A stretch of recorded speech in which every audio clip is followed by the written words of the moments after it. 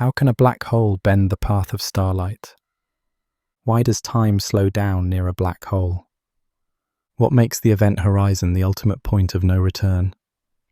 In the quiet depths of space, far from any star or planet, we drift in gentle darkness. Ahead of us lies an abyss, so deep that even light cannot escape it. It is a black hole, a cosmic mystery, quietly beckoning. There is no sound here, no disturbance, just a silent invitation. Gravity itself seems to reach out, not in violence, but in a calm, inevitable pull, drawing us step by step toward this dark enigma. Black holes are often imagined as monsters, devouring everything nearby. But from here, at a safe distance, the pull we feel is just like any other gravity. It's steady and unhurried.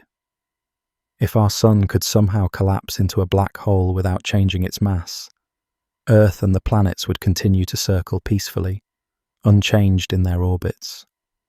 The black hole would not suddenly suck the solar system in. It would simply sit in the sun's place, dark and silent, its gravity familiar at a distance. Gravity is gravity, and a black hole follows the same rules as any gentle giant would, unless you wander too close. Yet a black hole is unlike any other place in the universe. It holds an entire star's worth of mass, or in some cases millions of stars' mass, in a space so small that nature's normal boundaries break down. Its gravity is so strong near its surface that nothing can climb away. Not a rocket, not a planet, not even a beam of light moving as fast as anything can go. This boundary between the inside and outside of a black hole is called the event horizon. It's not a solid surface, but an invisible sphere around the hidden mass.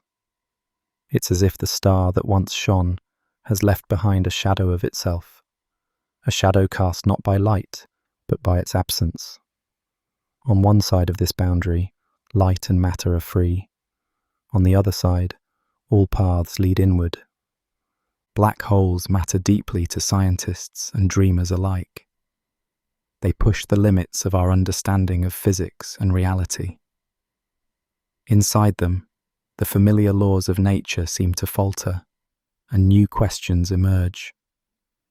What happens to space and time in such extreme conditions? What becomes of the matter that falls inside? Black holes challenge us to think beyond what we know, to accept that there are places the equations of our universe have yet to fully illuminate. In this way, these dark entities have guided us toward new ideas in science, inspiring discoveries about gravity, quantum physics, and the origins of the cosmos. They are mysteries that contain other mysteries, each one a silent, black well of unanswered questions. But black holes are not just important for abstract theory or curiosity. They play a role in the grand story of the universe. Consider the centers of galaxies. Nearly every large galaxy, including our own Milky Way, harbors a supermassive black hole in its core. These central giants may have shaped their galaxy's evolution, affecting how stars form over billions of years. When galaxies collide and merge, their central black holes may eventually unite as well, releasing tremendous energy as gravitational waves, ripples in the fabric of space-time that spread across the universe like calm but relentless waves across a cosmic sea. Even smaller black holes, born from dying stars, enrich the universe's story by cycling matter and energy through dramatic events like supernovae and gamma-ray bursts before settling into quiet darkness. Still, despite their influence, black holes remain elusive and mysterious. We cannot see a black hole directly because no light comes from within. We only ever glimpse their presence indirectly, a faint X-ray glow from hot gas swirling around, or the dance of stars caught in their grip. Only recently did humanity capture an image of a black hole's silhouette, a soft, hazy ring of light surrounding darkness, like a solar eclipse in the distance of space. That image confirmed that something truly dark lies at the center, precisely as our theories predicted. It was a gentle affirmation from the universe's deepest night, telling us we are on the right path to understanding. Now, we accept the invitation of this particular black hole ahead of us. There is no fear here, only wonder and respect. We are drawn by curiosity and a desire for knowledge. In this calm and quiet journey, we will explore what it means to approach such a strange object. Step by step, we'll venture closer, uncovering how gravity shapes space, how light and time behave, and where this darkness came from. The black hole is patient. It has been here for eons, waiting for us to come. We begin at the edge of its influence, feeling only a gentle tug. With each passing moment, we drift a little nearer, letting the blackness grow from a tiny spot to a looming presence. Slowly, carefully, we move toward the threshold of the unknown, guided by the principles of nature and our own sense of wonder. Before we journey any further, let us prepare ourselves by understanding the space around us. Gravity is about to gently reshape our view of reality. The emptiness ahead is not truly empty. It is warped and curved by the mass of the black hole. In the next part of our voyage, we'll listen to the quiet story of how space itself bends in the presence of gravity. With this understanding, we can approach even closer, knowing what to expect as we follow the curve downward into darkness. We float in silence, but the space around us is not truly still. The presence of the black hole ahead quietly reshapes the geometry of this space. Imagine for a moment that space itself is like a vast, elastic sheet spread out under the stars. Every object with mass, from a tiny moon to a giant star, rests on this cosmic fabric and bends it slightly. A planet creates a gentle dimple, a star, a deeper well, and a black hole? It presses down so steeply that it forms a deep pit in the fabric. We cannot see this fabric with our eyes, but we feel its effect. Our path through space now curves subtly inward, guided not by any visible force, but by the shape of space itself. In our everyday lives, we don't notice the curvature of space. We walk across Earth's surface, feeling gravity pull us down, but we think of space as flat and unchanging. It took a great leap of insight to realize that what we experience as gravity is in fact the result of space and time bending around mass. Over a century ago, scientists like Albert Einstein painted a new picture of gravity, one where the sun keeps Earth in orbit, not by pulling it with an invisible rope, but by warping the space around it. Earth rolls along a slight curve in space-time, created by the sun's presence, like a marble circling a dip in a sheet. Here near the black hole, the same principle holds, but on a far more extreme scale.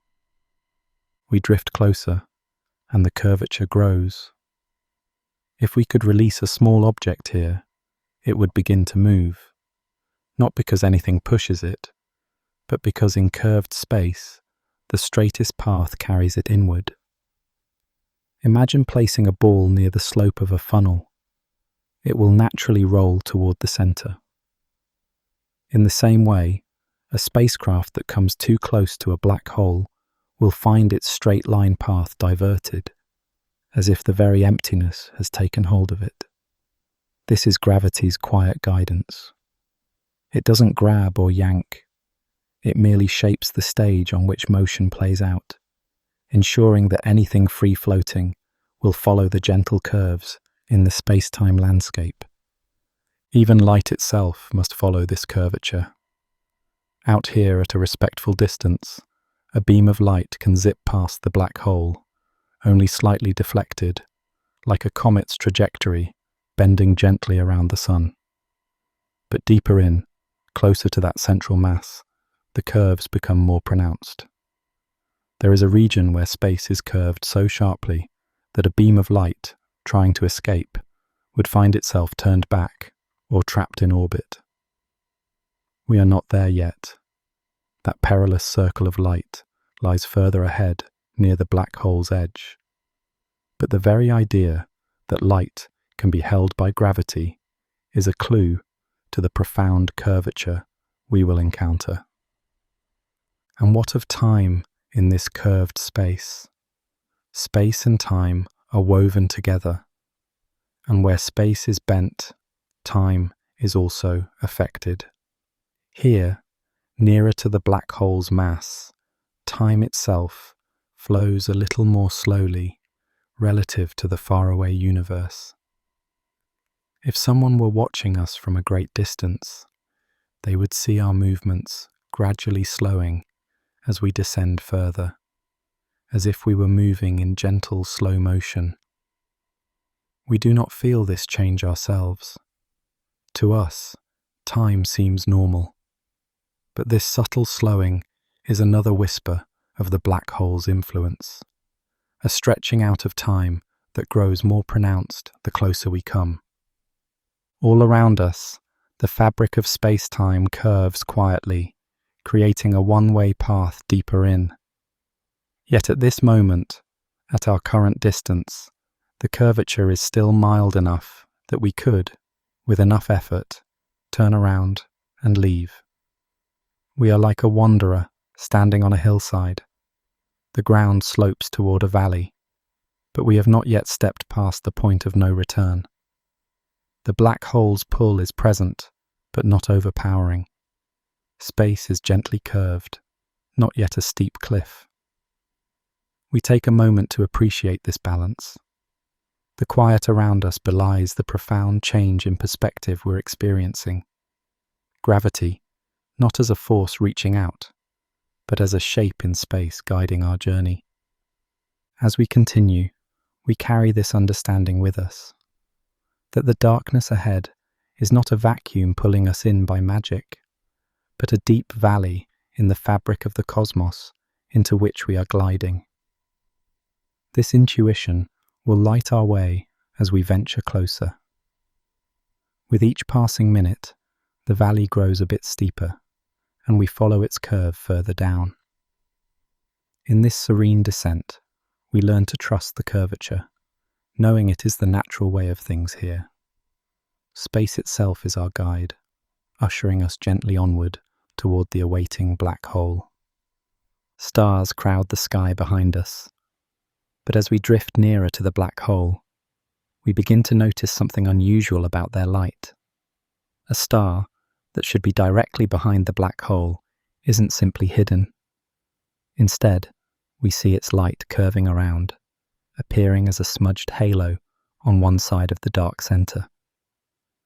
The black hole's gravity is bending the star's light like a lens, causing strange distortions. Points of light stretch into arcs. If conditions are just right, the image of a single distant star could wrap around into a delicate ring of light encircling the darkness. Space is quietly teaching light a new path, making it turn where normally it would travel straight. In the calm of the cosmic night, we witness this gentle deflection, a silent demonstration of how even illumination must bow to gravity's shape. As we venture closer, the bending grows more dramatic. Imagine shining a flashlight past a massive object. The beam doesn't continue in a simple straight line, but curves inwards toward the mass. Here and now, beams of starlight skimming the black hole are bending noticeably, some looping around to reach us from behind the void. Long ago on Earth, astronomers observed starlight bending around our own sun during a solar eclipse, confirming that gravity could alter light's course. That same phenomenon is far stronger here. The black hole ahead is much more compact and intense than any star, and so the light passing near it turns more sharply. What was once a subtle detour for a ray of light near the sun becomes a tight, sweeping curve for a ray grazing this gravity well. The closer we get, the greater the bending, until at a certain distance, light can actually orbit. It's a remarkable thought. A beam of light, travelling at nature's ultimate speed, looping in a circle like a planet around the sun. This can happen at the threshold called the photon sphere. If a particle of light finds itself at just the right distance from the black hole, it will whip around in orbit, caught in a ceaseless loop. In that orbit, light has truly learned to turn, not because it wants to, but because the space it moves through leaves it no other choice. Any slight inward push, and the light will spiral inward. A slight outward nudge, and it escapes to infinity. It is a precarious balance, a kind of tipping point for light.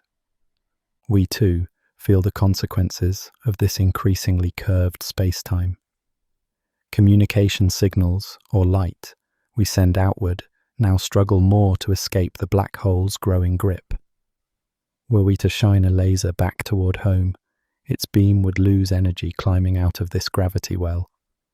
By the time it reached distant observers, it would be weakened and reddened, drained by the effort of escape. Each foot we drift closer makes that escape a little harder, not just for us, but for any stray piece of light trying to flee the vicinity of the black hole. This brings us to the idea of escape. On Earth, a rocket must hit a certain speed, about 11 kilometers per second, to break free of our planet's gravity. That speed is called Earth's escape velocity. For something as massive as the Sun, the escape velocity near its surface is much higher. Now imagine an object so dense, so compact, that right at its surface, the escape velocity equals the speed of light itself. That object would be a black hole. Here at the edge of this black hole, the required speed to escape is near the cosmic speed limit. If we were any closer, crossing that invisible boundary ahead, even light, fast as it moves, would not be swift enough to outrun the gravity. That boundary is the event horizon, where escape velocity reaches light speed and the path outward closes.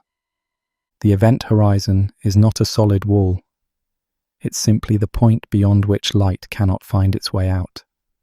We haven't reached it yet, but we can sense its presence just up ahead, marked by the blackness that even the brightest light cannot pierce. It is the ultimate one-way door. Anything that crosses that threshold will never return to the outside universe. Light, matter, hope of escape, all are confined once they slip past the horizon. The black hole's gravity ensures that what goes in does not come back out. For now, we hover just outside this point of no return. We are in a realm where light still can climb away if aimed just right, and where with enough speed or energy, escape is theoretically possible. But we know that crossing that final border lies in our future path. It's humbling to realize that just ahead is a region where the very concept of outside ceases to exist for whatever enters. In the vast quiet around us, that frontier is invisible. There is no signpost or glow, just the knowledge that beyond a certain radius, the black hole keeps all secrets to itself. As we prepare to approach this horizon, we take a moment to appreciate how far we've come. We've seen gravity reach out and bend the path of starlight, gently but inexorably. We've learned that even the fastest traveler in the universe, light, must yield when gravity grows too strong. and we understand that the blackness in front of us isn't merely emptiness, but a threshold beyond which even light's freedom ends. With this awareness, we ready ourselves to cross from the known into the truly unknown, guided by curiosity into the black hole's shadow. Long before it became a black hole, this region of space was home to a star. Picture that star in its prime, a colossal sphere of luminous gas, millions of miles across, shining steadily for millions of years. It fused light elements into heavier ones in its core, its radiation pushing outward, perfectly balancing the inward pull of gravity. For ages, the star lived in this equilibrium, pouring warmth and light into the surrounding cosmos. Perhaps planets circled it. Maybe it had its own system of worlds basking in its glow. In those days, nothing of the darkness we now approach was evident. Only starlight and the gentle tug of the star's gravity graced this part of the galaxy. But even the most magnificent stars exhaust their fuel. In time, the core of this star ran out of the elements it could fuse. Without the outward pressure of fusion fire, gravity seized the upper hand. The core began to collapse, slowly at first, and then with catastrophic speed. Temperatures and pressures skyrocketed.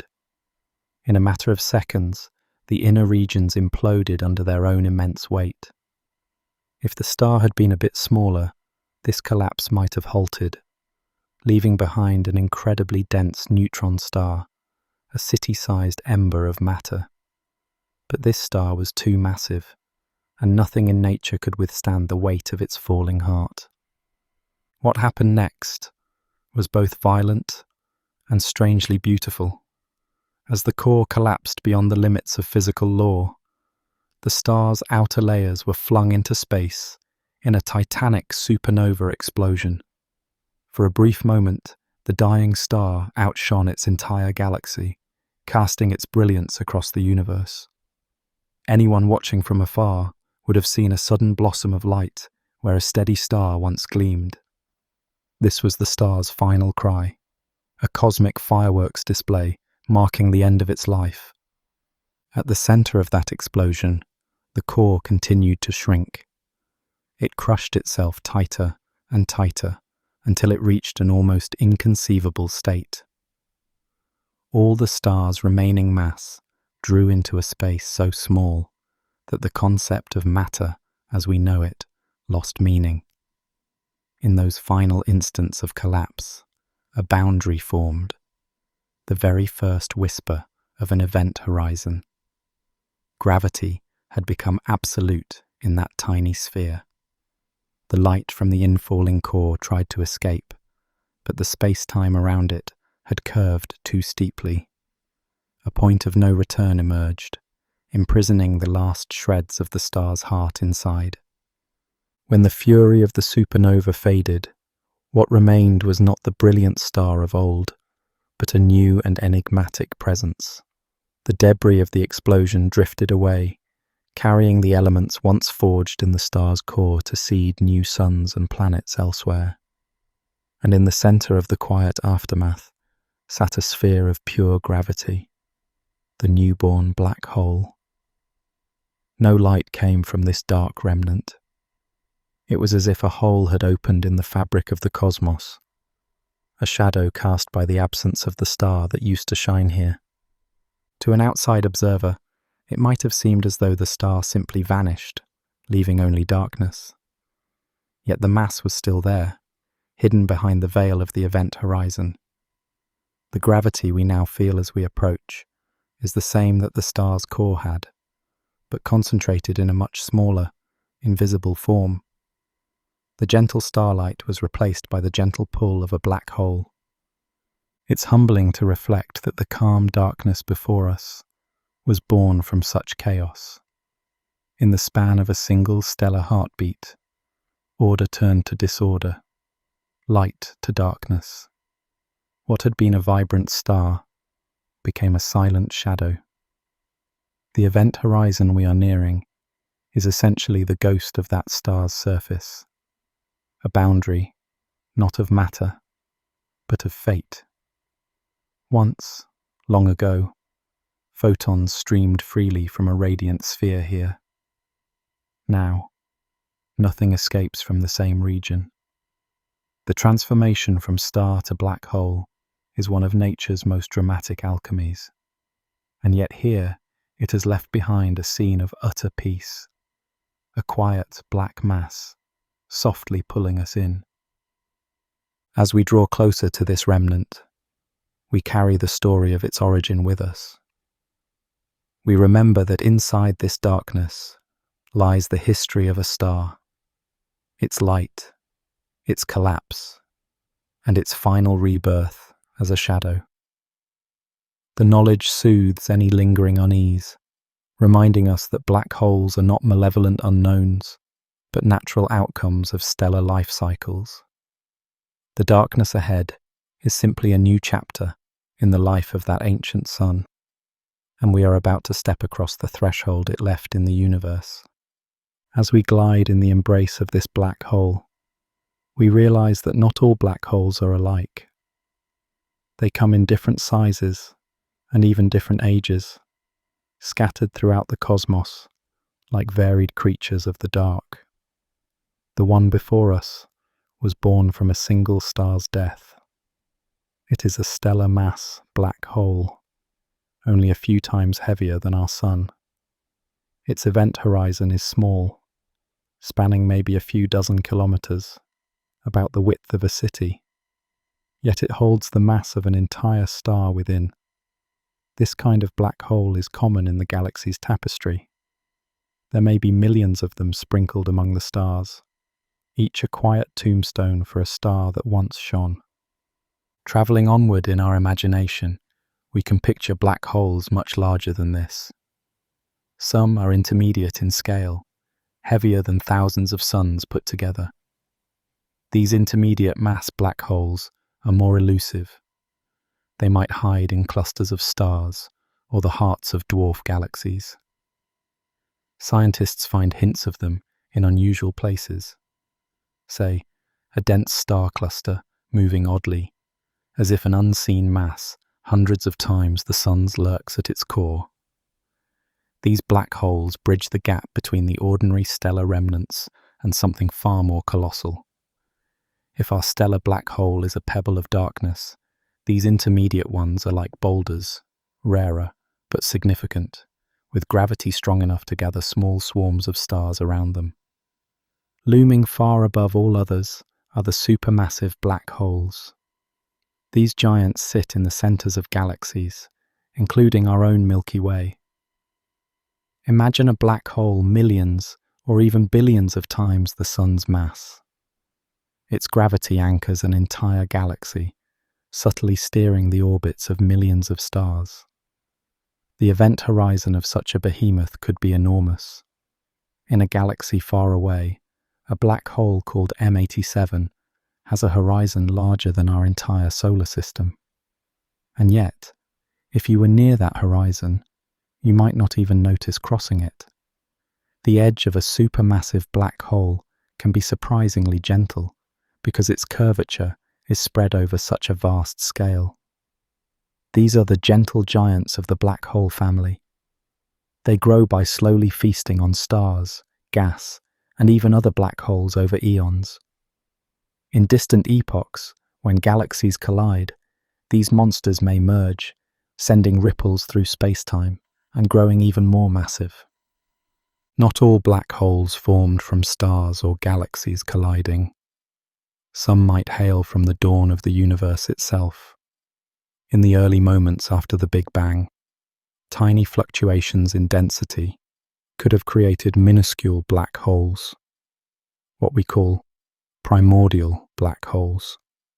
These would be very small, some perhaps no more massive than a mountain, yet compressed into a space smaller than a pearl. No one is certain if they exist, but if they do, they drift invisibly through space, relics of creation. The smallest of them might have evaporated by now, disappearing in a quiet fizz of energy via Hawking radiation. a slow leakage of particles that causes a black hole to lose mass over time. Larger primordial holes, if they roam the cosmos, could still be out there, dark and silent, waiting to be discovered. Despite the range of sizes and origins, every black hole shares a fundamental similarity. Each is a region where gravity reigns supreme, bounded by an event horizon. Whether it's a tiny primordial speck or a gargantuan galactic center, the defining feature remains. Cross that threshold, and there is no return. In a sense, all black holes are siblings in the same family, born under different circumstances, growing to different scales, yet all exhibiting the same mysterious properties of extreme gravity. Drifting beside our comparatively small black hole, we appreciate its place in this cosmic family. It may be modest next to a supermassive titan, but up close, its power is just as absolute. In fact, standing here at the brink of its horizon, we are reminded that even the smallest black holes can command fearsome forces in their immediate vicinity. Conversely, even the largest black holes began from humble origins. Perhaps the collapse of a giant gas cloud, or the merging of many smaller black holes over time. They all reflect the creativity of the universe in sculpting darkness from light. With this understanding, we feel a connection to black holes everywhere.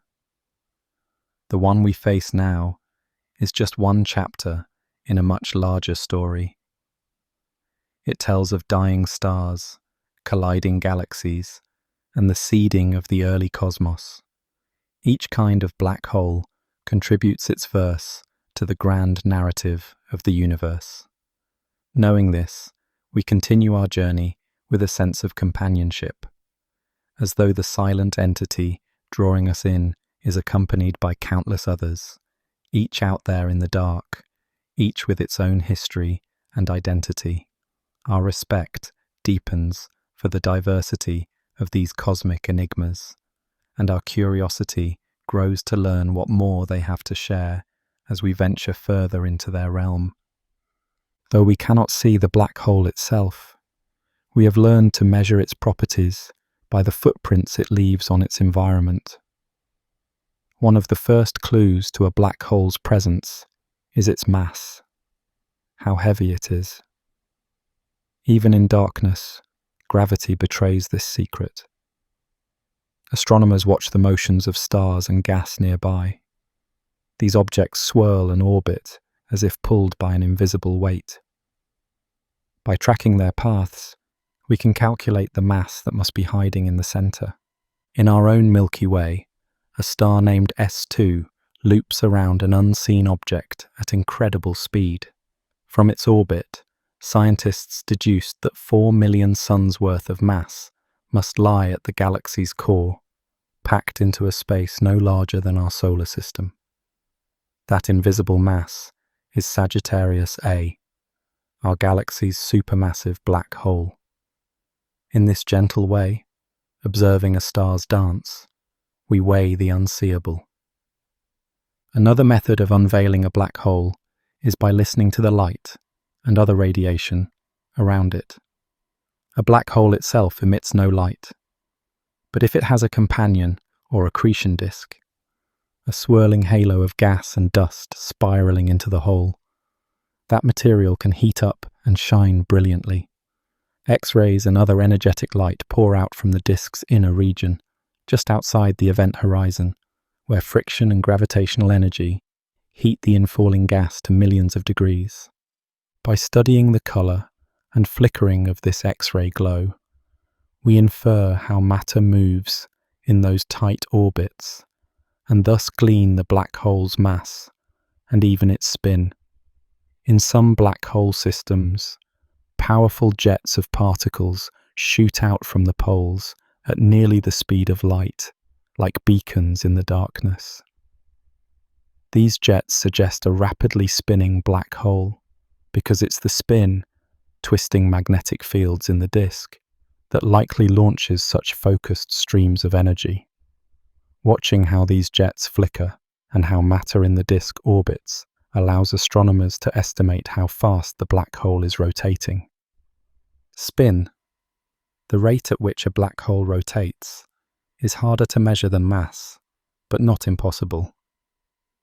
If a black hole is spinning, it drags space-time around with it, a phenomenon known as frame dragging.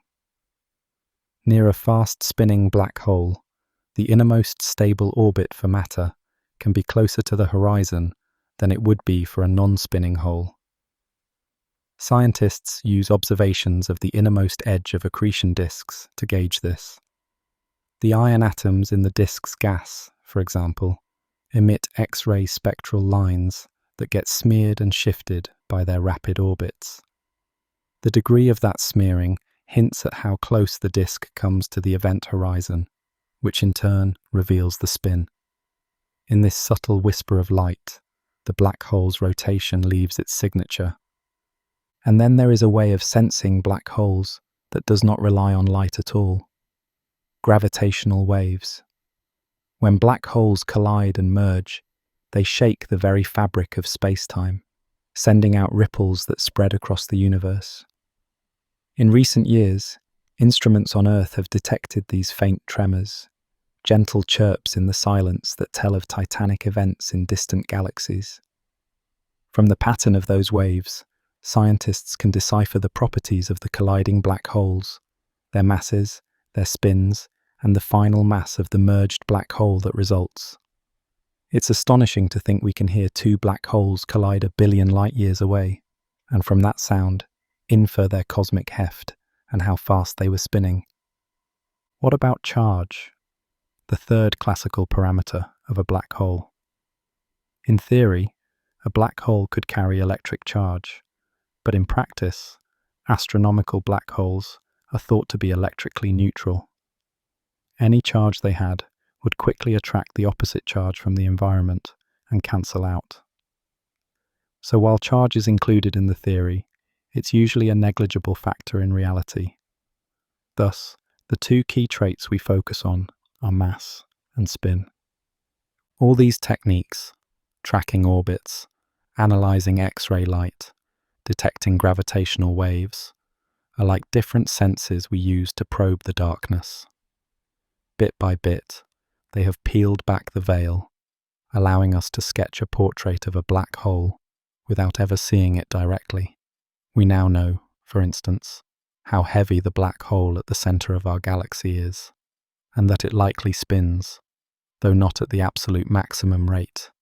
We've imaged the shadow of a supermassive black hole in the galaxy M87, observing a bright ring of hot gas that outlined the void and confirming the object's mass as predicted by theory.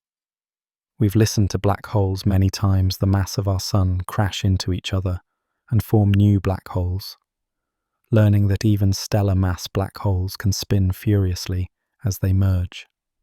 It's a testament to human curiosity and ingenuity that we have found ways to weigh and time the spin of something that gives us no light to guide us.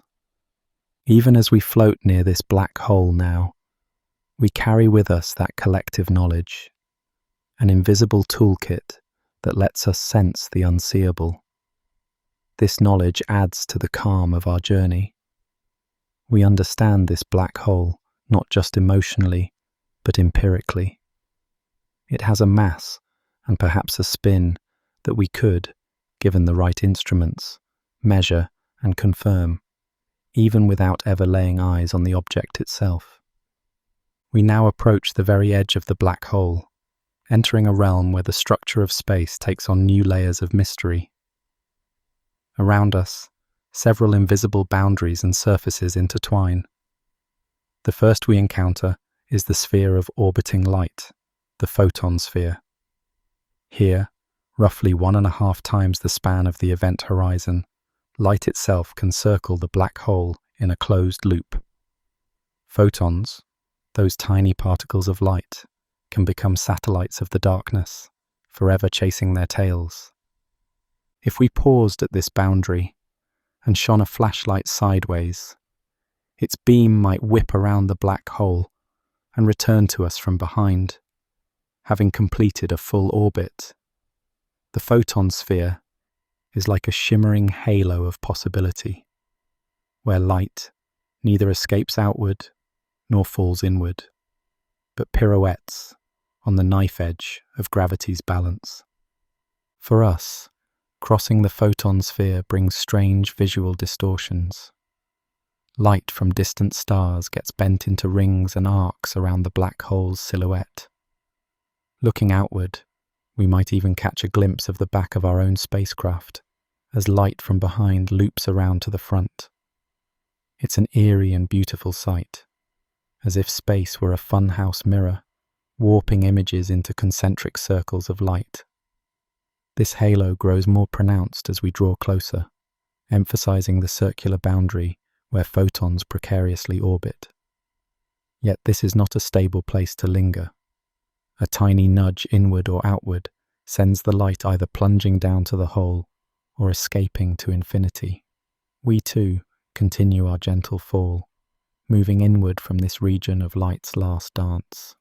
Just inside the photon sphere lies another important boundary, one that dictates the motions of matter, the innermost stable orbit. Up until this point, a spacecraft or particle could, in theory, orbit the black hole indefinitely, assuming no other disturbances. But once we cross inside this radius, stable orbits are no longer possible. For a non-spinning black hole, this innermost stable circular orbit lies about 3 times the radius of the event horizon. Here, gravity's grip is so tight and space-time so curved that any orbit will slowly decay. If an object tries to circle closer than this limit, it will inexorably spiral inward. In our journey, passing this unseen line means there's no sweet spot left where we could orbit safely without firing our engines. It's a one-way ramp. Once we step beyond, the slope of space-time will carry us down to the horizon, no matter what. Now we float between the innermost stable orbit and the event horizon itself, in a zone of inevitable infall. The black hole's pull grows stronger with each kilometre. If we were to release a probe here, we would watch it pick up speed, curving inwards and vanishing from sight as it races toward the boundary ahead. Time behaves strangely in this vicinity. To us, everything feels normal. But if someone far away could see our probe, they would notice its clock ticking ever slower as it neared the horizon, its signals getting weaker and redder. It's as if the probe were moving through molasses from the distant observer's viewpoint, slowing to a crawl at the threshold, never quite seen to pass it. This is gravitational time dilation at its extreme, the slowing of time near a massive object. From our perspective close by, though, we fall without drama, crossing invisible lines one after another. Finally, we arrive at the ultimate boundary, the event horizon. This is the black hole's defining surface, the point of no return. It is not a tangible wall. We wouldn't crash or bounce upon reaching it. In fact, if our journey is on a supermassive black hole, we might cross the horizon without any sudden sensation at all. There is no marker, no flashing sign, only the knowledge that beyond this surface, escape becomes impossible. The event horizon is a perfect silence in space, an imaginary sphere through which light can enter but never leave. As we slip through, the outside universe effectively falls away behind us. No message we send can get out. No tether connects us to the world we knew. Just above the horizon, light is struggling to climb out, and most of it fails. Any light that does manage to escape from this close is severely drained of energy, shifted to the reddest of red, robbed of its vigour. This is why the horizon appears black. Not because nothing happens there, but because no light from just inside or at the horizon can ever reach an outside observer. It's a boundary of silence and darkness. What lies beneath this veil? At the very center of the black hole, theory predicts a singularity, a point of infinite density where the mass of the whole is concentrated. But that lurks deep inside, well beyond our reach at the moment. For now, we hover at the threshold, the event horizon just before us. We have mapped the territory, the light ring of the photon sphere behind us, the last stable orbit past, and the silent, all-consuming horizon now at arm's length. This is the end of outside, and the beginning of whatever lies within. Here, at the edge, we pause in a kind of reverent stillness. The black hole's surface of darkness fills much of our view, perfectly black at the center, perhaps encircled by a thin ring of distorted starlight from the world behind us.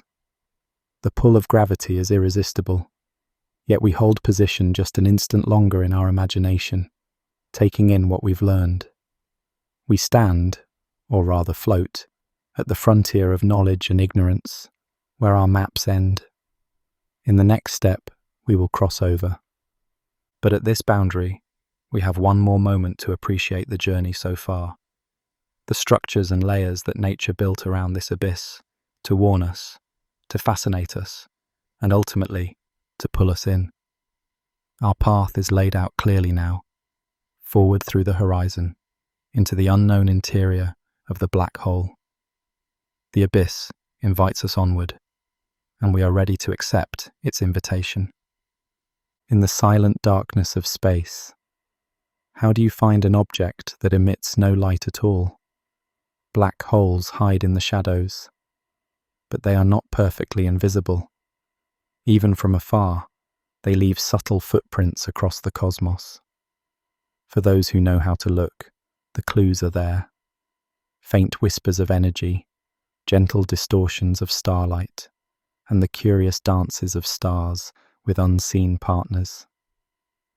Decades ago, astronomers pointed new kinds of telescopes to the sky and discovered something strange. In the constellation of Cygnus, they detected powerful X-ray signals coming from an apparently empty patch of sky. Such X-rays are born in extreme heat, far hotter than any ordinary star's surface. What could create such intense radiation in the void? As telescopes zeroed in, they found a bright, massive star orbiting an invisible companion. The star wobbled and whirled, as if gripped by a powerful, unseen force. The invisible companion was small, yet weighed many times more than our Sun, far too massive to be a white dwarf or neutron star.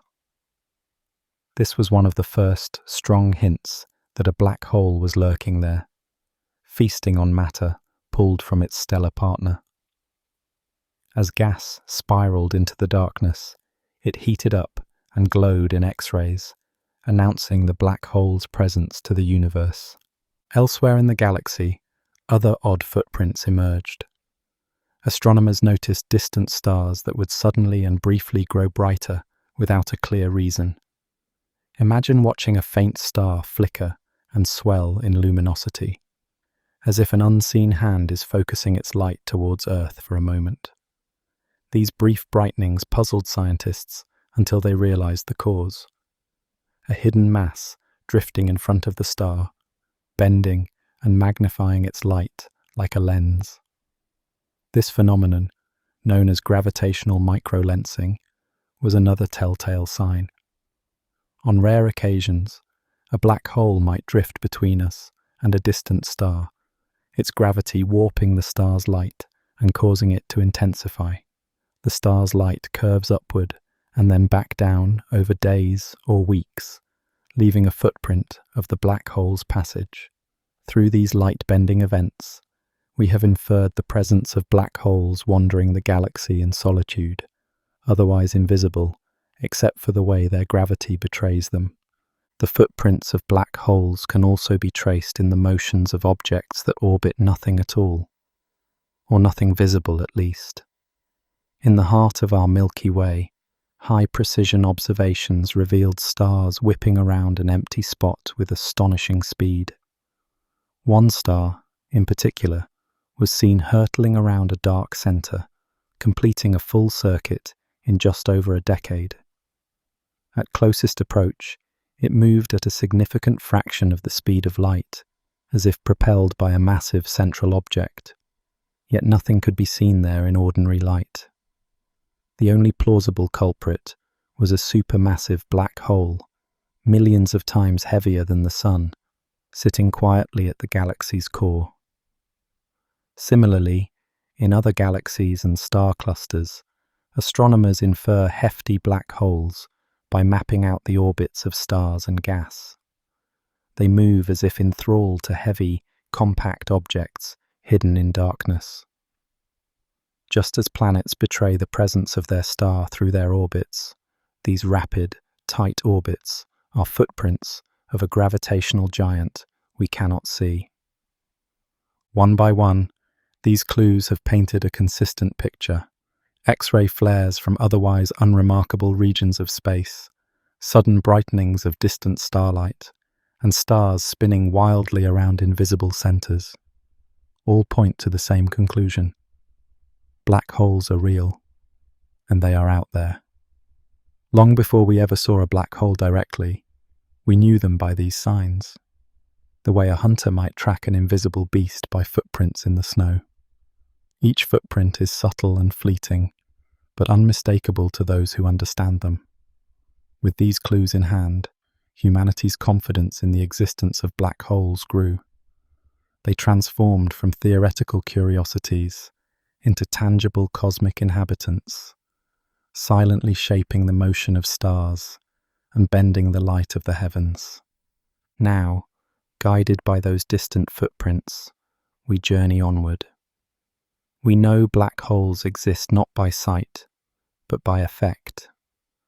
With that knowledge, we approach one with both curiosity and caution. It looms ahead, still invisible to our eyes, but we sense its presence through the gentle tug on nearby starlight and the faint X-ray glow that whispers of matter being drawn in. As we draw nearer, we expect to encounter one of the more dramatic of those footprints, a great swirling disk of luminous matter heralding the presence of the cosmic abyss we seek. We arrive at a spectacle of cosmic alchemy. Before us swirls a radiant disk of gas and dust, a beacon announcing the black hole's presence.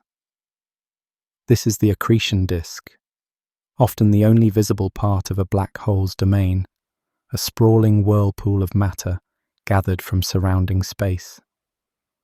Drawn in by the hole's gravity, gas from a nearby star or a cloud tumbles inward, but it does not plunge straight in. Instead, it circles and spirals, flattened into a broad disk by the inexorable centripetal forces. The scene is both serene and violent. Serene in its almost geometric elegance, violent in the forces at play and the energies unleashed. Like water spiraling down a drain, the gas forms a whirl, orbiting faster and faster as it closes in on the center. At first glance, this disk might appear as a thin, glowing fog encircling darkness. But make no mistake, it is ferociously hot. The closer the gas gets to the black hole, the more its orbit speeds up, and the more friction it encounters. Layers of gas rub against each other. Particles collide in the crowded frenzy. This internal friction, a kind of viscosity in the fluid of hot plasma, steals energy from the orbital motion and converts it to heat. If you've ever felt your hands warm up by rubbing them together, you've touched on the same basic effect. Here, however, the hands are vast streams of gas, and the warmth becomes searing brilliance. In the outer regions of the disk, the gas might be merely warm by astrophysical standards, glowing red hot. But further in, the temperatures skyrocket to millions of degrees. At those inner edges, atoms are stripped of their electrons, and the matter glows in high-energy light like ultraviolet rays and X-rays. The disk shines like a ring of fire, announcing the otherwise invisible black hole with a furious radiance. It is a paradox of sorts. The black hole, which allows no light to escape from within its event horizon, is often surrounded by one of the brightest beacons in the universe. Quasars, the brilliant hearts of distant galaxies, are powered by such disks around supermassive black holes, outshining all the stars in their host galaxies combined. All that light comes from gravitational energy transformed into heat. As gas slowly spirals inward, it releases energy in a last blaze of glory. Each parcel of gas is like a tiny meteor heating up as it plunges through Earth's atmosphere. But here the atmosphere is the disk itself. The amount of energy unleashed is astonishing. A few spoonfuls of matter in an accretion disk can outshine entire planets. A stream of gas, not much bigger than a house, could emit more light than our sun for a moment as it is consumed. The efficiency of this process is what makes accretion disks some of the most luminous objects known. Whereas nuclear reactions in a star like the Sun convert only a tiny fraction of mass into energy, matter falling into a black hole can release 10 times, even 50 times more energy per kilogram than nuclear fusion. It is nature's most powerful engine, a cosmic furnace fueled by gravity itself. The disk's appearance would captivate any observer. To our eyes, it would likely glow a brilliant blue-white near the center, fading to amber and red towards the cooler outskirts. It spreads out in a plane, thin compared to its radius, like a vast celestial pancake tens of millions of kilometers across, but perhaps only a few thousand kilometers thick. The gas moves in nearly circular orbits, close to the black hole's equator. As it swirls, it sometimes forms spiral patterns and eddies, regions of compression that glow a bit brighter as material bunches up. If we could hover safely above this disk, we would see it twinkling and flickering, with bright hotspots forming and dissipating where new material rains down or magnetic fields tangle and snap. Sometimes, the fury of the inner disk manifests in spectacular ways.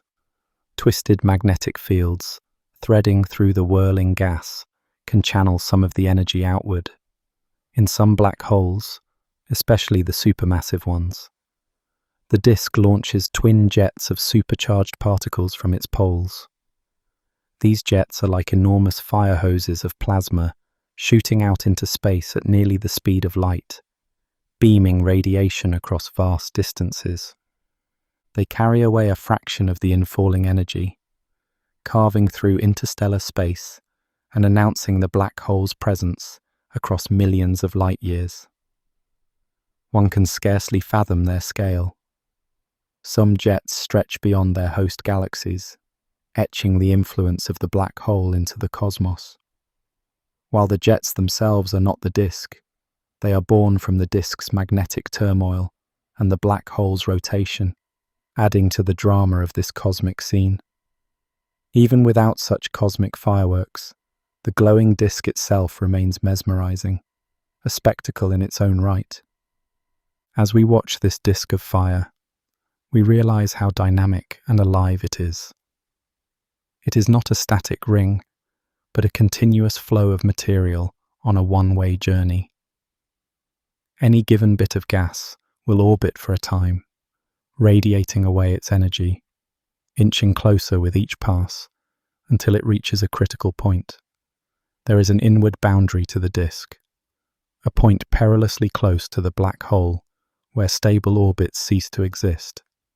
Up to that boundary, material can circle around relatively safely, losing energy and settling into tight orbits. But any closer, and it can no longer hold itself up against the pull of gravity. This is the innermost stable orbit, the last safe loop around the black hole. At this radius, the gravitational grip is almost absolute. Once gas crosses this threshold, orbiting turns into plummeting. The matter takes a final plunge into the darkness, disappearing from view as it passes beyond the event horizon. Hovering above the disk, we sense that we are observing a giant natural engine in its final stages of consumption. The light has been extracted. The gravitational toll has been paid. The glowing disk thins out at its inner edge. Beyond that edge lies a circular abyss of blackness, the event horizon just a little further in, waiting like an open mouth. Material vanishes into that gap, adding its mass to the whole, but no light comes back out to tell the tale. For now, we fix our gaze on that sharp inner boundary of the disk. It marks a transition from the bright, swirling chaos of accretion to the silent, inexorable fall into the black hole itself. We have witnessed why these disks shine and how they herald the presence of a black hole. Now, our journey will carry us even closer to that last safe orbit and the space just beyond, where the energy of motion reaches its peak and the true plunge begins. We now find ourselves at the very brink of stability, riding the last safe loop around the black hole. Here, just outside the point of no return, we orbit in a dance on the razor's edge. This orbit is the innermost stable circle where matter can move around the black hole without immediately plunging inward. It is as if we are skimming the lip of a great waterfall. Any closer, and we would be irrevocably swept over the edge. For now, though, we remain in this final loop, moving at tremendous speed, hanging on to a fragile equilibrium between gravity and orbital motion. What does it feel like to be at this last stable orbit? For one, the velocity here is astonishing. An object at this radius must travel at a significant fraction of the speed of light just to maintain its orbit. The black hole's gravity is so intense that only by racing along this tight curve can one avoid falling straight in. If we could look out from this vantage point, we would see space itself rushing by. Stars behind us would appear to smear into arcs of light as their images are dragged by the fierce gravity and the distortion of spacetime. The extreme gravity and our blistering orbital speed combine to create bizarre optical illusions. But those are tales for another moment. Right now, the overwhelming sensation is that of teetering on a boundary. We sense the immense force pulling us inward, and yet centrifugal motion holds us aloft in orbit. It is a delicate balance that cannot be maintained much further in than this. This innermost stable orbit is not just a physical boundary. It's also where the accretion disk we observed reaches its inner limit. All the energy that could be extracted from the infalling matter has essentially been squeezed out by the time material reaches here. Think of the journey of a particle of gas. It started far away with a certain amount of energy tied up in its motion and gravitational potential. As it spiraled closer, it lost energy, radiating it away as heat and light, glowing for the universe to see. By the time it has sunk to this final orbit, it has shed a tremendous amount of its initial energy.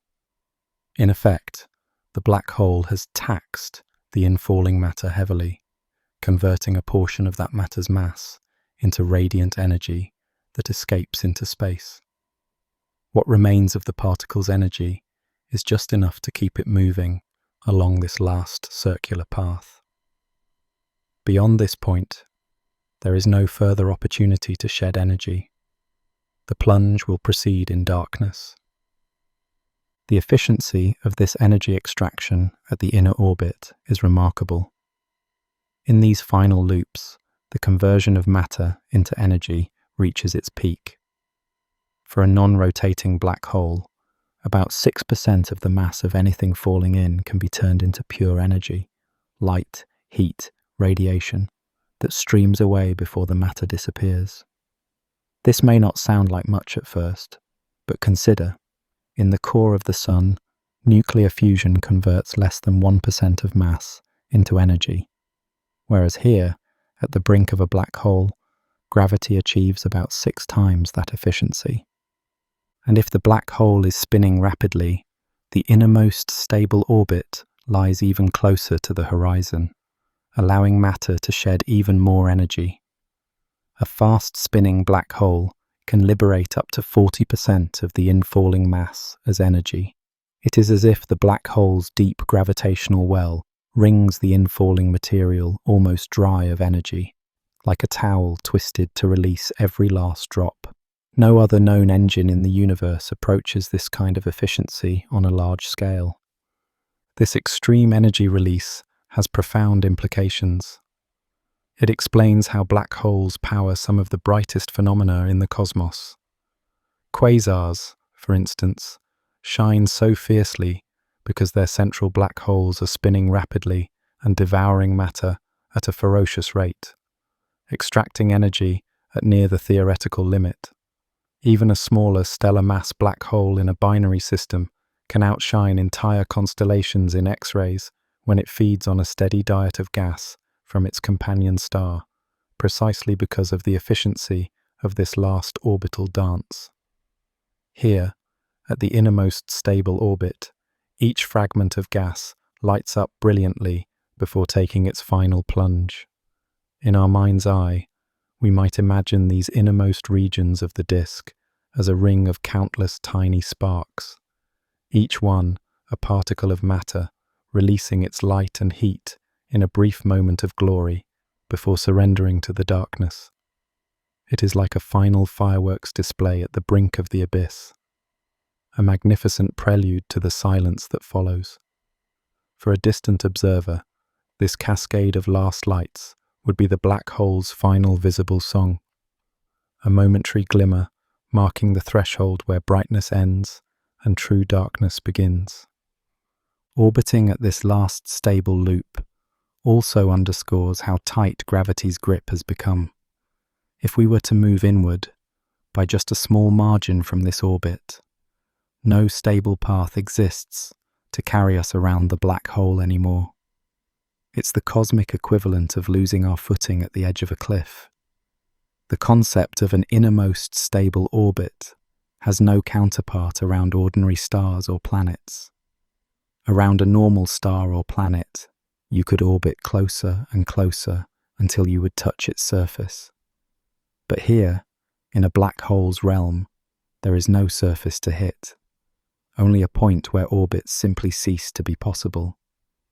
Space itself is so curved and the gravity so intense that inside this boundary, nothing can maintain a circular path. Trying to orbit inside that radius would be like trying to orbit beneath the event horizon itself, an impossibility without infinite acceleration. The notion of stability here is precarious. In truth, even at the innermost stable orbit, things are not perfectly secure. Any small perturbation, a bump from another bit of matter, or a flare of magnetic pressure, and the particle on this orbit can lose just a bit more energy or angular momentum and find itself drifting inward. Once it starts drifting inward from this last loop, gravity inexorably takes over and pulls it down into the abyss.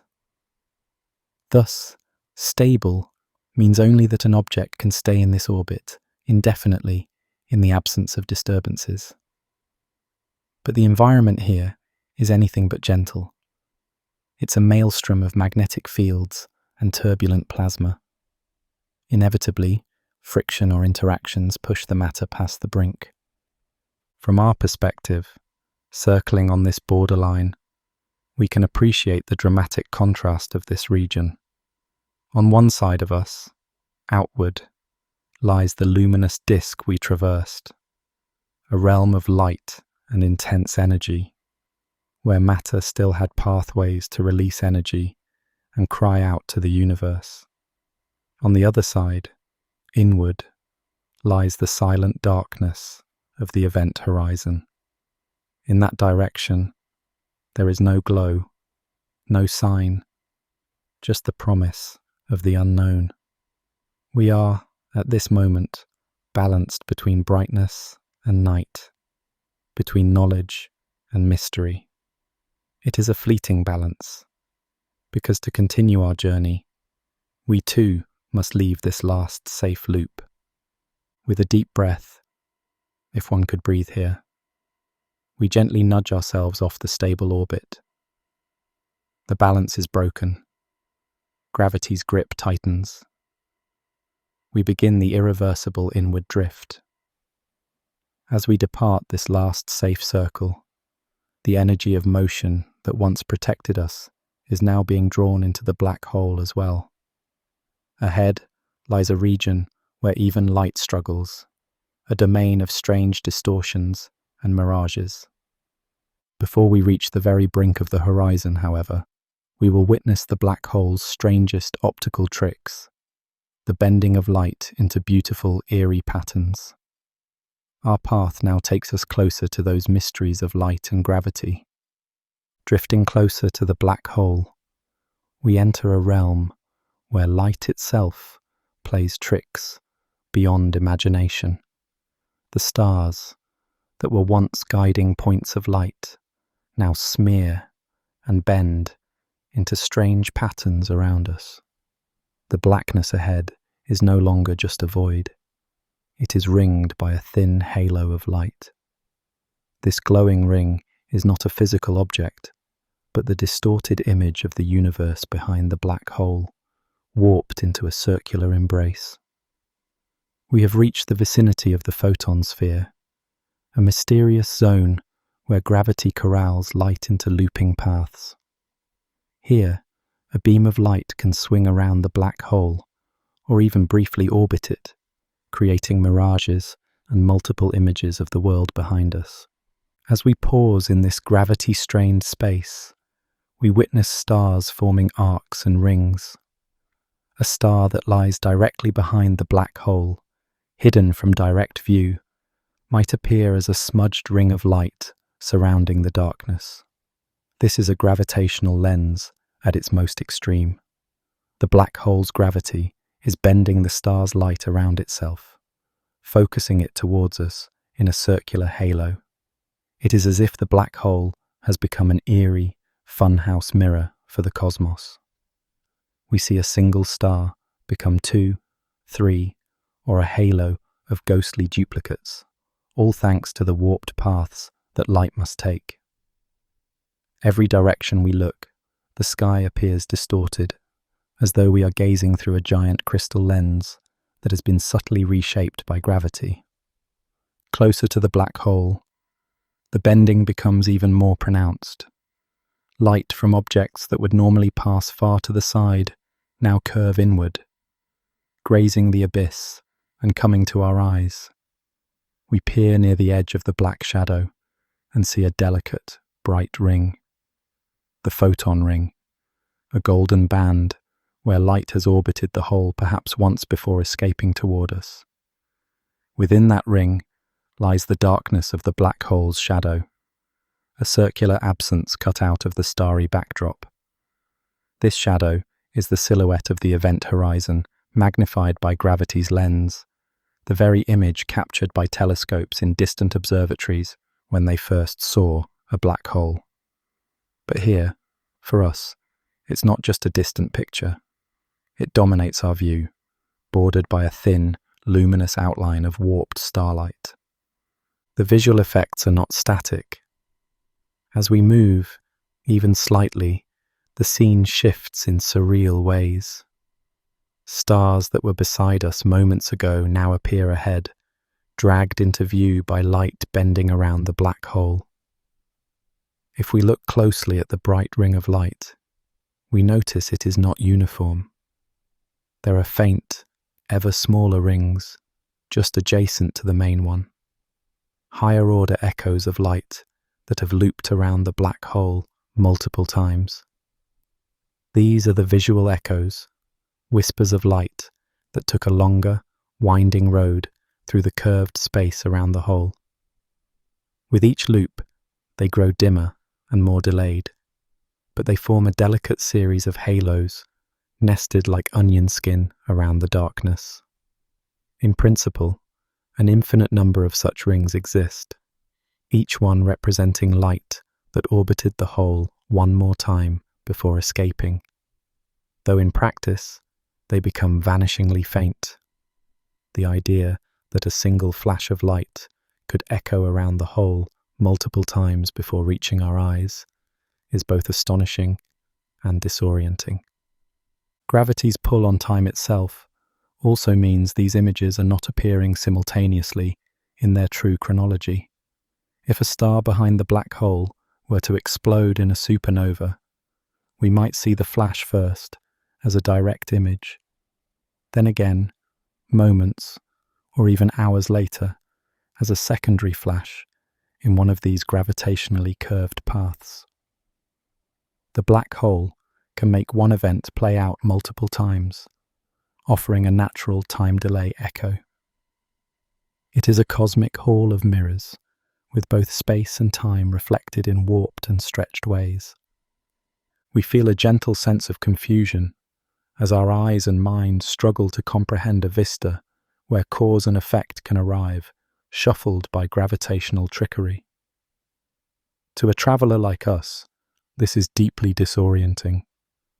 One event may be seen more than once, with light arriving from different routes at different times.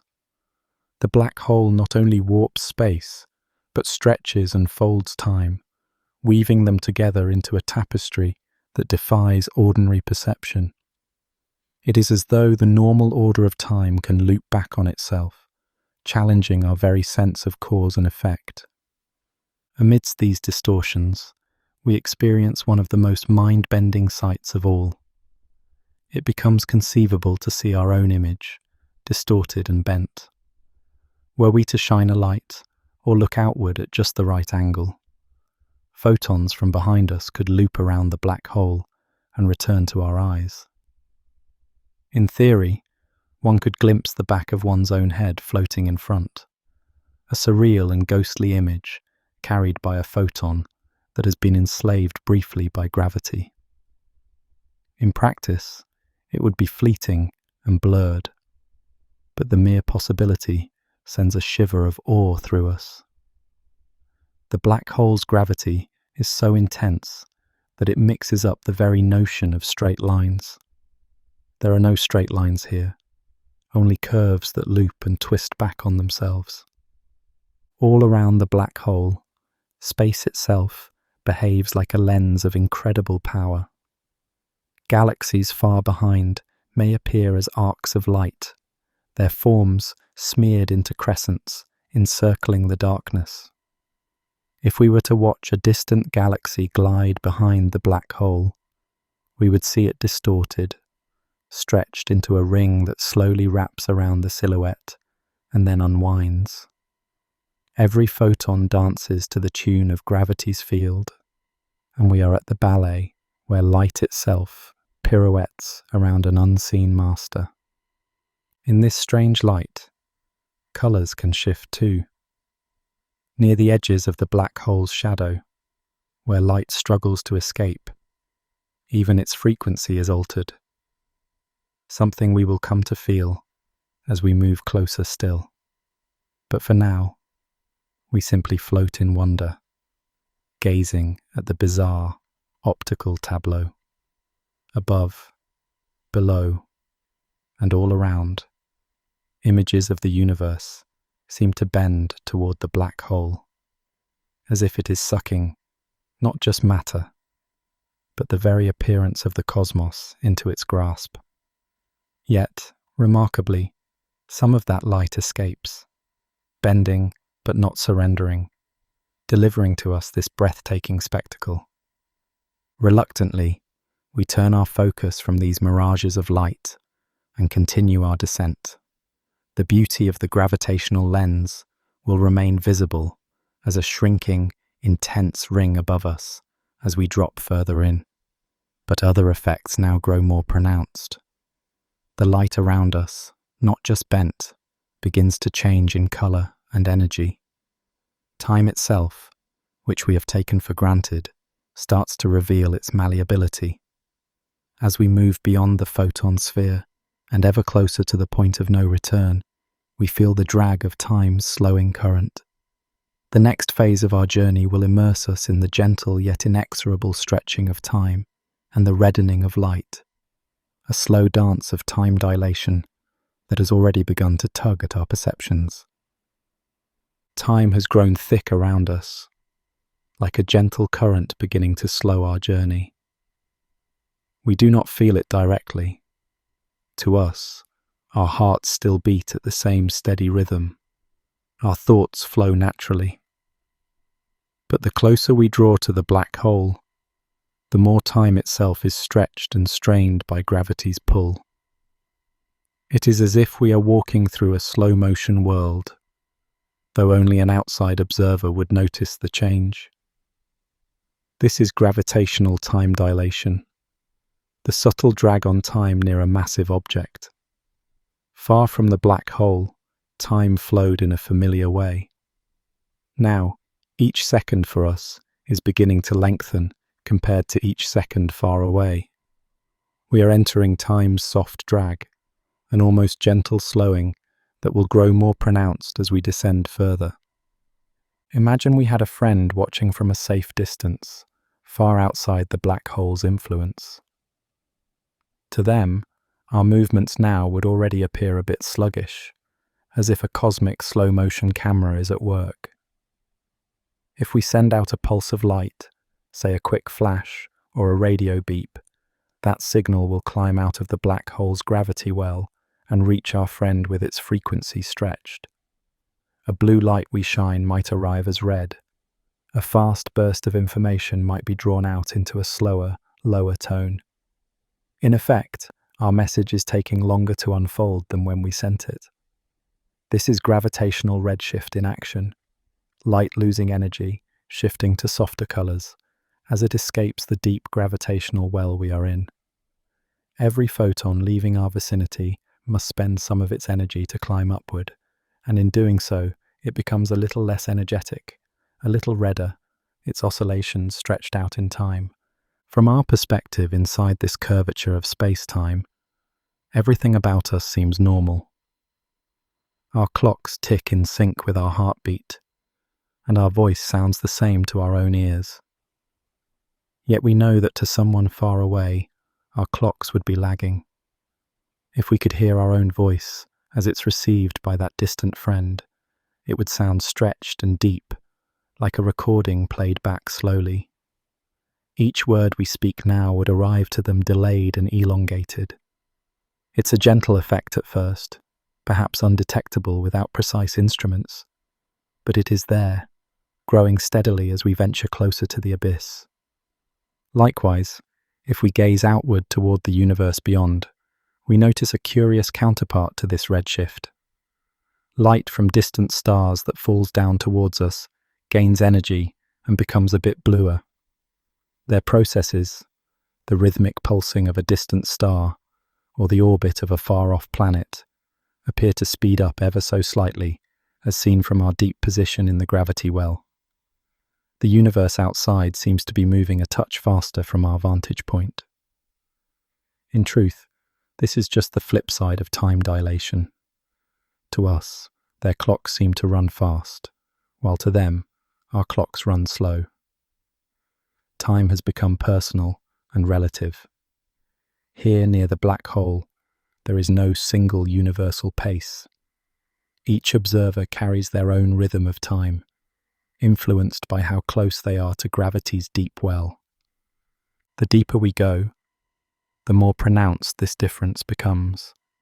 Suppose we could pause and send a probe back out to meet our faraway friend. When it compares clocks with their ship, the probe might find that our time has been running noticeably slower. Perhaps while our onboard clock counted an hour, the clock on the probe recorded several minutes more.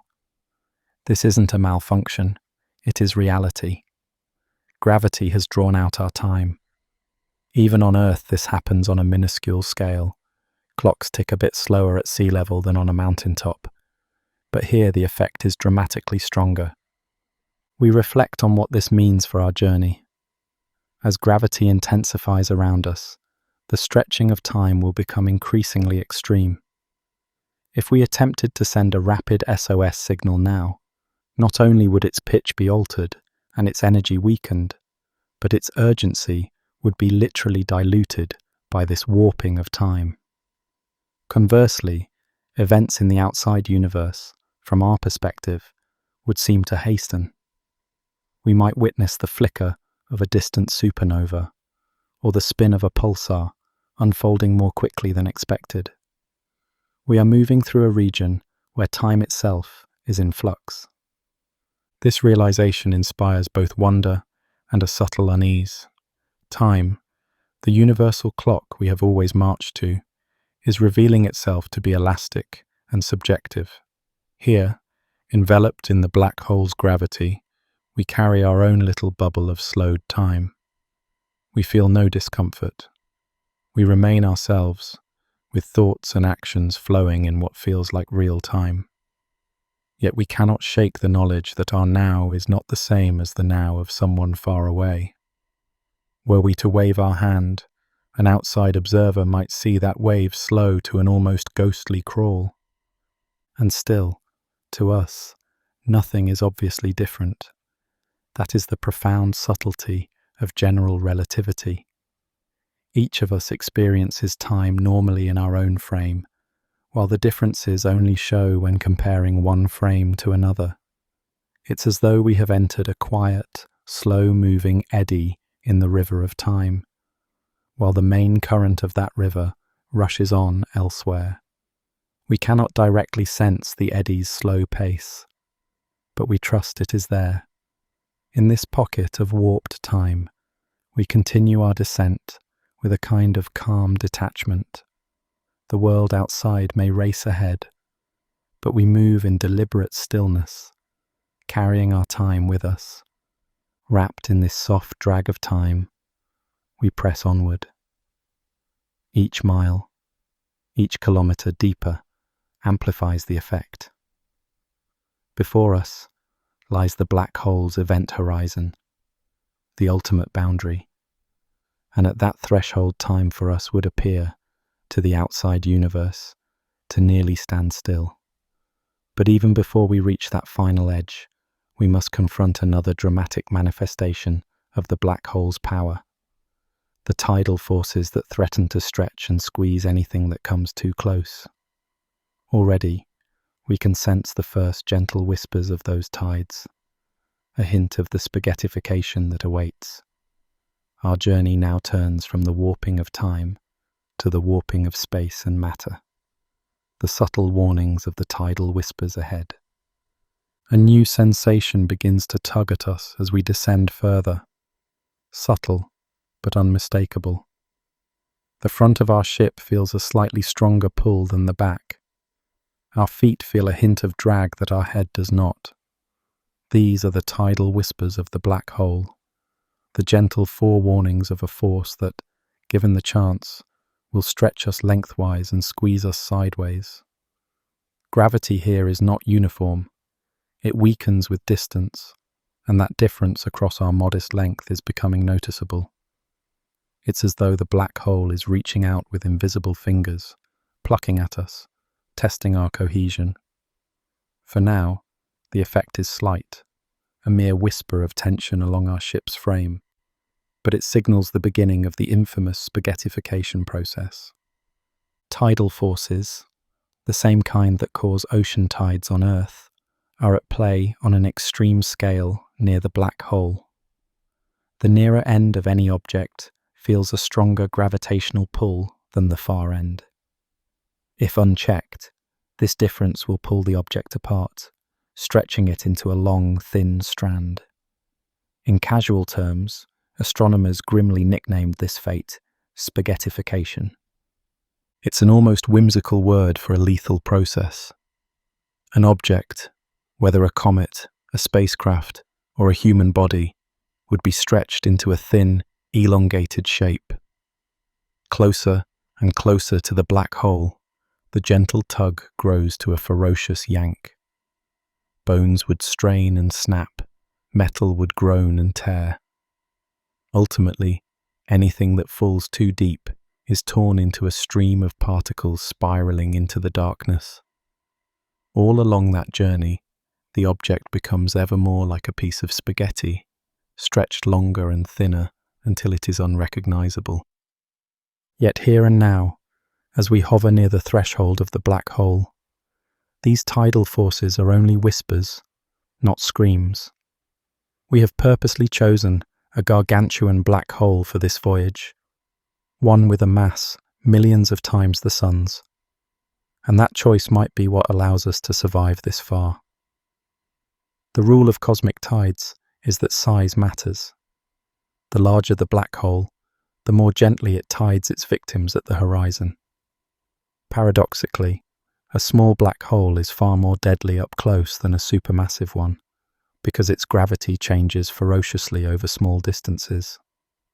Around a stellar mass black hole, say only a few miles across, the gradient from head to toe would be catastrophic. You'd be pulled apart well before you even neared the event horizon. But around this colossal black hole, tens of millions of miles in diameter, the change in gravity over the length of a human body, or even a ship, at the horizon is minimal. One could drift past the point of no return of a supermassive black hole without immediate harm, noticing barely a nudge from the tidal force at that instant. To put it another way, if this black hole were much smaller, we would not be exchanging calm commentary right now. We would have been stretched into a thin ribbon long ago. Instead, we only feel this faint strain, a reminder that the abyss still holds power over us. It's a silent testament to the scale of our black hole that we remain essentially intact on the brink of its maw. Make no mistake, though, if we continue inward, even this gentle giant will eventually subject us to the full ordeal of spaghettification. As we penetrate further toward the core, the gravitational gradient will increase, and those harmless whispers will rise to an inescapable roar. But that fate lies deeper inside, still a safe distance ahead in our journey. For the moment, we take a strange comfort in knowing that we are experiencing, in mild form, an effect that is among the most violent in nature. We are listening to the early notes of a symphony that, for many an object, ends in a shattering crescendo. A small stretch here, a gentle compression there. Our vessel creaks softly as it adjusts to the differential pull. These sensations remind us of the immense forces at play, even as they remain faint. The idea that something as unyielding as steel or bone could eventually be pulled like taffy sparks, both awe and caution. Here, on the threshold, the black hole treats us delicately. But we know this kindness is only temporary. We also reflect on how these tides sculpt the fate of anything that wanders too near. Gas clouds straying close get drawn into long threads. Stars can be ripped apart in brilliant displays, tidal disruption events, where their stellar guts are stretched and flung into orbit. We realize that in our tranquil approach, we are the exception, not the rule. Most encounters with a black hole's tides are not gentle meetings, but violent affairs. That we can hover here and muse about it is due to the enormous scale of this particular black hole. As we prepare to move even closer, we remain vigilant. Each kilometre inward will amplify the gradient of gravity. The tidal whispers we hear now are a warning, urging respect for the physics of this place. They foreshadow what no shield or ship can ultimately withstand if one ventures too deep. But at least up to the horizon of a supermassive black hole, one can slip in quietly, almost peacefully. In a way, it's as if the black hole lulls its prey until the moment it is well inside. Only then does it reveal its full fury. We steel ourselves with this knowledge, ready to face stronger forces if we continue on. For now, though, we remain intact and mostly unscathed, marveling at how gentle this monstrous gravity can feel at the edge. The concept of spaghettification no longer seems like a distant, abstract threat. We can feel its beginnings in our bones and in the hull of our ship. It's a reminder that we are crossing into a realm where everyday experiences no longer apply, and where even the structure of our bodies can become malleable under nature's extreme laws. With resolve, we press onward. The quiet companionship of our own thoughts is interrupted by the realization that not all journeys into black holes are solitary. Some black holes travel in pairs, locked in their own orbital dance. Before we make our final plunge, let us turn our attention briefly to those quiet companions, whose gradual inspirals foretell some of the most cataclysmic mergers in the cosmos. Far across the cosmos, in a lonely stretch of space, two black holes might find each other and become gravitational partners. Imagine them as quiet companions locked in an eternal dance. They circle one another in the dark, invisible except for the subtle effects of their gravity. No light announces their presence, only the silent pull they exert on each other. These binary black holes orbit in a slow waltz, a dance that can last for millions or billions of years. Each orbit, they draw a little closer, their fate sealed in the physics of gravity and motion. As they spiral inward, they radiate away energy in an elusive form, gravitational waves. These waves are ripples in the fabric of spacetime itself, spreading outwards like concentric rings on a pond after a stone is dropped. But here, the stone is the moving mass of black holes. Unlike electromagnetic waves, gravitational waves carry no light or heat, only a whisper of stretching and squeezing space. For most of the inspiral, these ripples are extraordinarily faint, far below any threshold we could feel or detect across the vast distances. The black holes thus remain quiet, their slow approach hidden from the universe's view, save for those gentle space-time murmurs. With each orbit, the black holes lose a tiny fraction of their energy to these gravitational waves, causing their separation to shrink. Over eons, what started as a leisurely orbit gradually becomes a tighter and faster whirl. In the final few moments of this cosmic pas de deux, the black holes are incredibly close, maybe only a few tens of kilometers apart, and they circle each other many times per second. Imagine that. Entire black holes, each with the mass of tens of suns, whipping around at nearly the speed of light, completing dozens of orbits in the blink of an eye. In those last seconds, the gravitational waves grow from whispers to a crescendo. Space itself rings with their motion, the ripples now strong enough that if we had sensitive instruments nearby, we would hear a rising tone, a kind of final scream in the fabric of reality. Then, inevitably, the two black holes collide and merge into one. The moment of merger is brief and violent, though all contained in pure gravity. In that instant, a tremendous amount of energy is released into the gravitational waves. For a short time, it can surpass the output of all the stars in the observable universe, though almost no one hears it except the cosmos itself. The newly formed single black hole quivers for a moment, ringing down like a bell that has been struck, and then it settles into a quiet existence. The gravitational waves that were cast off race outward, dissipating into the vastness of space. Not long ago, such events were purely theoretical musings. But in recent years, humanity has built instruments capable of detecting these very ripples. Indeed, scientists on Earth have now felt space-time tremors from black hole mergers occurring billions of light years away. The signals are incredibly subtle, slight stretchings and squashes of distances far smaller than an atom, yet they tell a dramatic tale.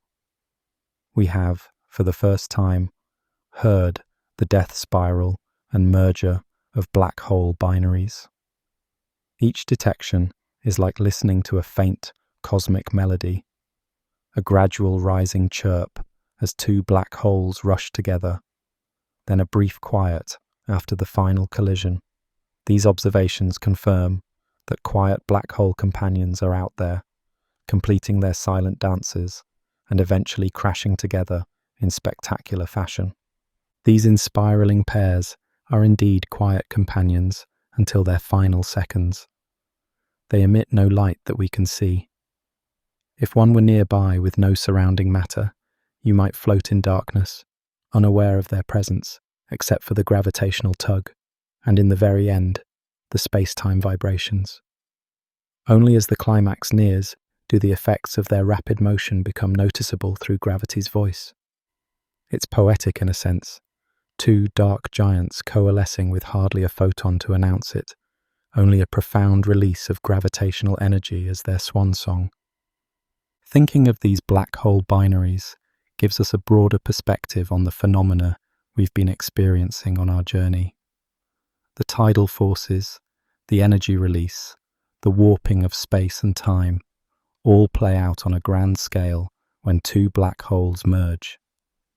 In their final dance, time for those black holes also stretches and contorts, and space itself shudders. The quiet in spiral suddenly ends in one of the most powerful events in the universe. Yet it all happens in almost complete darkness. Our own solitary voyage will not end with such a dramatic union. We are destined to enter the black hole alone. But reflecting on those distant mergers reminds us how dynamic and eventful black holes can be when they have partners. It also underscores one ultimate truth.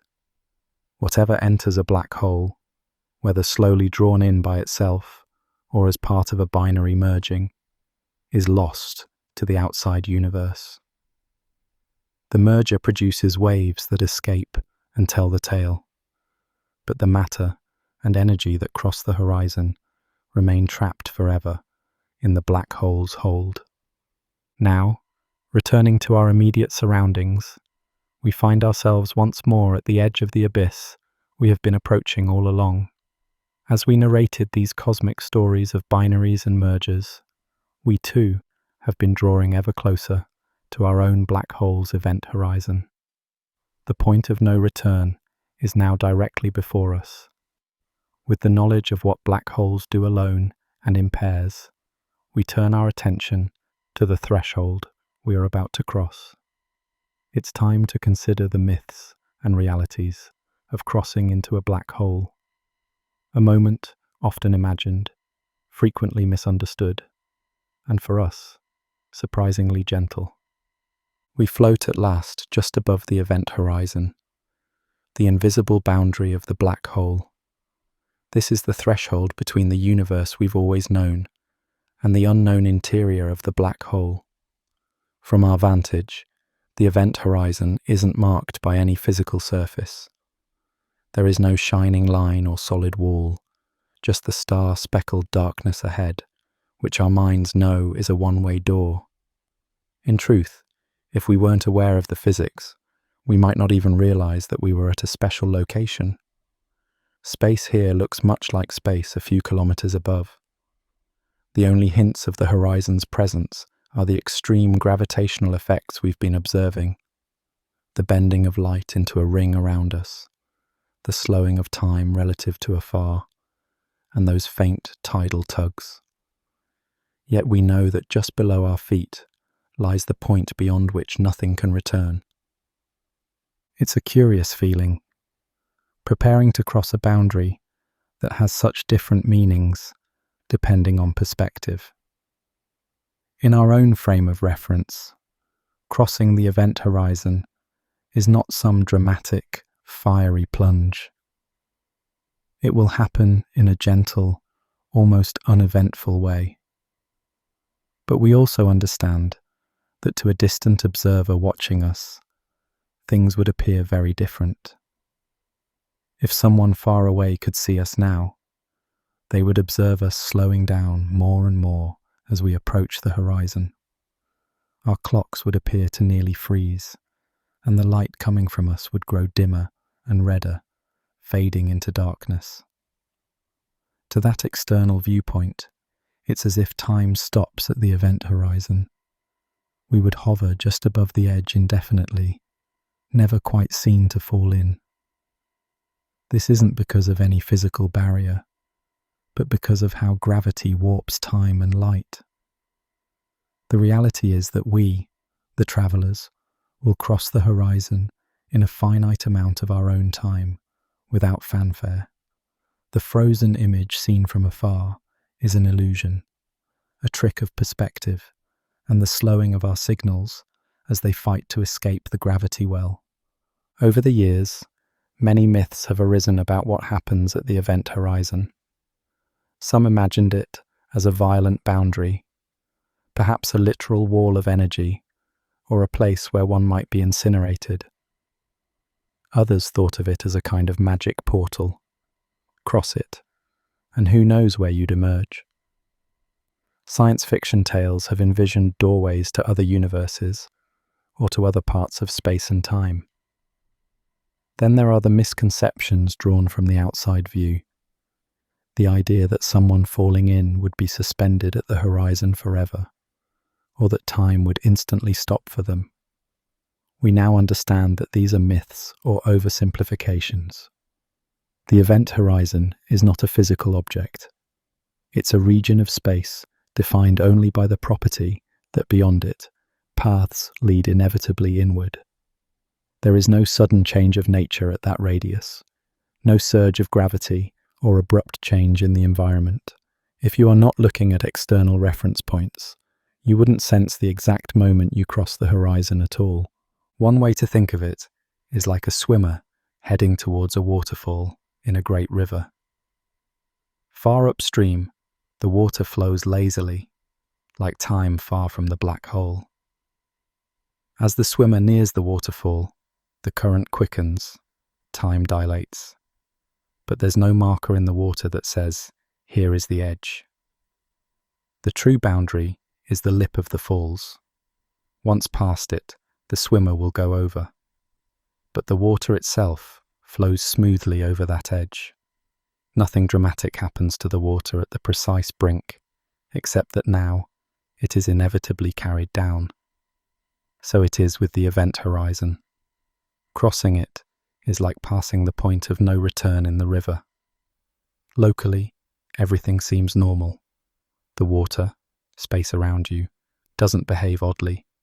Yet you've crossed into a region where the current of space-time will carry you inexorably toward the central singularity. No rocket power or force can turn you back upstream now. No drama. That is a phrase sometimes used by physicists to describe the experience of an observer falling through an event horizon of a large black hole. It means exactly what it sounds like. Nothing special should occur at that boundary. Our ship won't suddenly shudder or disintegrate at the horizon itself. The tidal forces here at a supermassive black hole's horizon, as we've noted, are minimal. We won't be blinded by any flashes or crushed by any unseen surface. In fact, if we were blissfully unaware of general relativity, we might cross the horizon thinking we were just in another stretch of empty space. The dramatic aspects, the stretching, the growing curvature of space-time, have been gradually intensifying, not abruptly appearing at a line. This realization is profound because it defies the gut instinct that the edge of a black hole should be a terrifying boundary. In our case, crossing into the black hole could feel strangely tranquil. The starry universe behind us would still be visible, though increasingly aberrated and redshifted. And around us, space would still seem normal in the immediate sense. We wouldn't physically feel anything break or change at that instant. The drama, in a sense, has already been happening during our approach. The light show, the slowing of time, the tidal whisper. And the greater drama is yet to come, deeper inside. The horizon itself is just an abstract dividing line. That said, crossing the horizon does carry a heavy significance. It's the last moment one could send any signal or farewell to the outside universe. Once we slip below that veil, any message or beam of light we emit, no matter how strong, will never escape to the wider cosmos. We are effectively cut off. To an outside observer, we will have vanished, or rather, they will see a dim, red ghost of us, frozen near the edge, then fading away. From our perspective, the outside universe begins to look compressed into a shrinking patch of sky above us. We can still see out for a time, but even that view will eventually narrow and fade as we move farther in. And although nothing violent marks the crossing, our fate is now sealed. We have committed to the black hole's embrace. Just ahead lies whatever awaits inside, the increasingly intense gravity, and ultimately the central singularity, the point of almost unimaginable density where all paths in space-time lead. As we prepare to make this final step, we take stock of what we've learned and witnessed on the brink.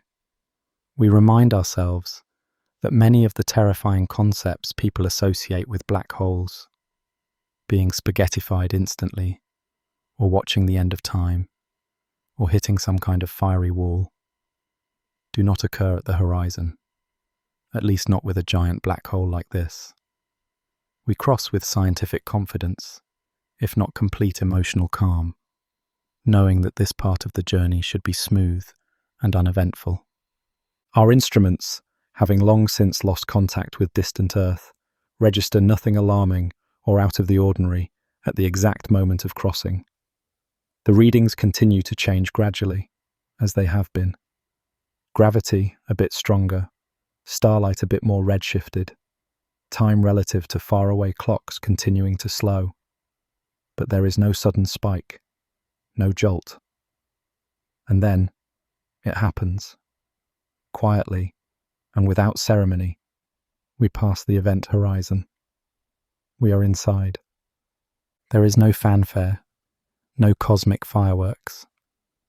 If we were looking at a local scene, say, a lamp inside our ship, or a companion by our side, everything would appear just as it did moments before.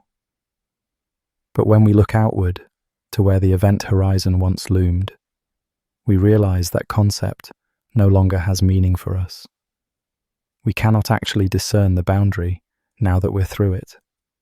We only know we have crossed, because physics told us it would happen. The outside universe's light is now strangely concentrated and dimmed, and everything ahead, in the direction of our fall, is an unknowable darkness. In the silent ocean of the cosmos, we drift among countless galaxies, island cities of night strewn across the darkness. Each galaxy glimmers with the light of billions of stars, their combined glow like a distant city skyline against an endless midnight. We guide our gaze to one of these cosmic metropolises, letting its starlight wash over us. In the faint core of this swirling city, something unseen exerts a powerful influence, tugging at stars and gas with an invisible force. Though cloaked in darkness, a supermassive presence makes itself known by the dance of those it holds in its grip. At the heart of our own Milky Way, beyond veils of interstellar dust, lies such a mysterious giant. We cannot see it directly, but we observe its footprint in the motions of the stars that wheel around it. Dozens of stars near the galactic center streak through space in tight, frenetic orbits. They whip around an apparently empty void at breakneck speeds, some hurtling at thousands of kilometers per second and completing entire circuits in mere years. These stars behave as though bound by an enormous gravity, yet nothing visible sits at the focus of their ellipses. For decades, astronomers patiently traced the paths of these central stars, dot by dot, year after year, as they looped around the darkness. One star in particular, with a long, elongated orbit, ventured astonishingly close to the unseen source of gravity. At its nearest approach, it swung within a distance only a few times greater than Pluto's orbit around our Sun, and it raced through that perilous turn at a significant fraction of the speed of light. From the shape and speed of this star's orbit, scientists calculated the mass required to hold it in thrall. The result was staggering. An object with the mass of over 4 million suns confined within a region no larger than our solar system. Such an immense concentration of mass, packed into such a tiny volume, could only be one thing: a supermassive black hole. The central object, invisible yet overwhelmingly massive, serves as the gravitational anchor of our Milky Way. The evidence left little doubt. Nothing else could make stars move so swiftly in such tight loops.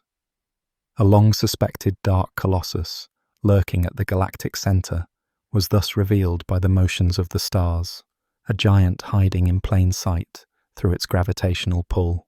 Our galaxy is not unique in harboring a hidden giant. Across the universe, other galaxies show signs of similar central titans.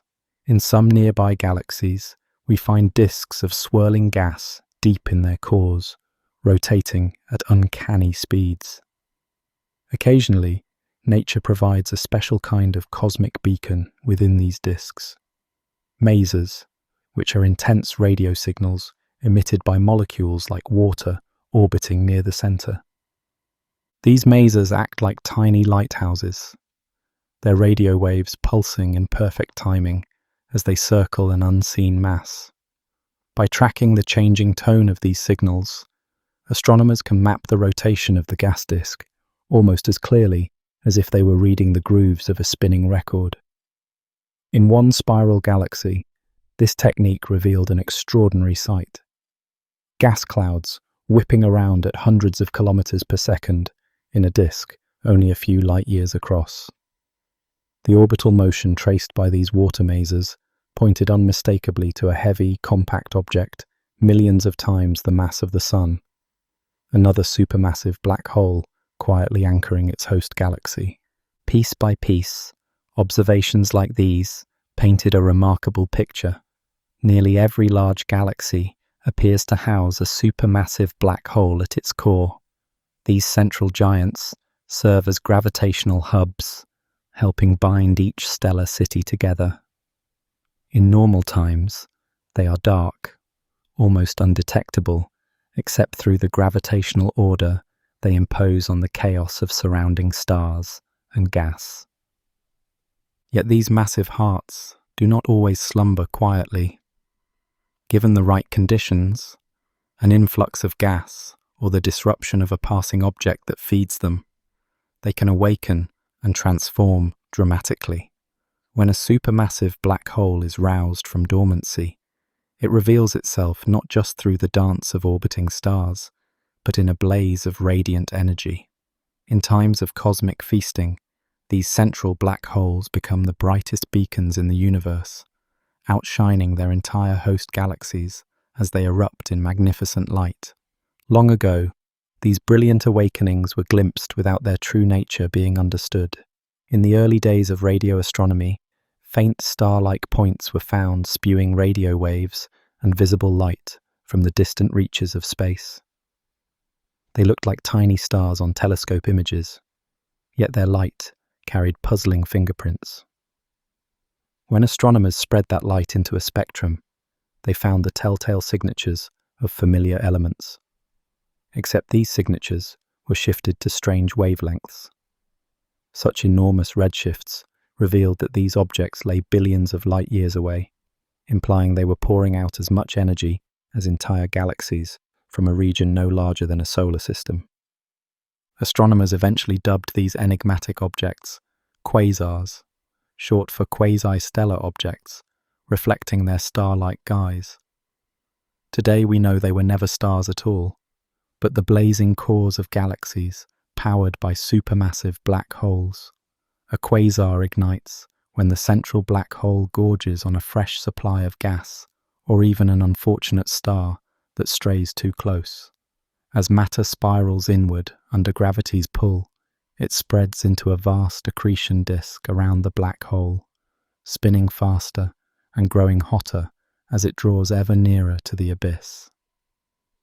This disk becomes an engine of light, a cosmic furnace in which gravitational energy is transformed into radiant power. Near the black hole, gas in the disk orbits at nearly the speed of light, compressed and heated to millions of degrees. The disk glows fiercely in ultraviolet and visible wavelengths, turning the once dark galactic center into a brilliant beacon, even in the absence of any normal starlight. Through this process, the black hole's feast is converted into a luminous spectacle that can be witnessed across the cosmos.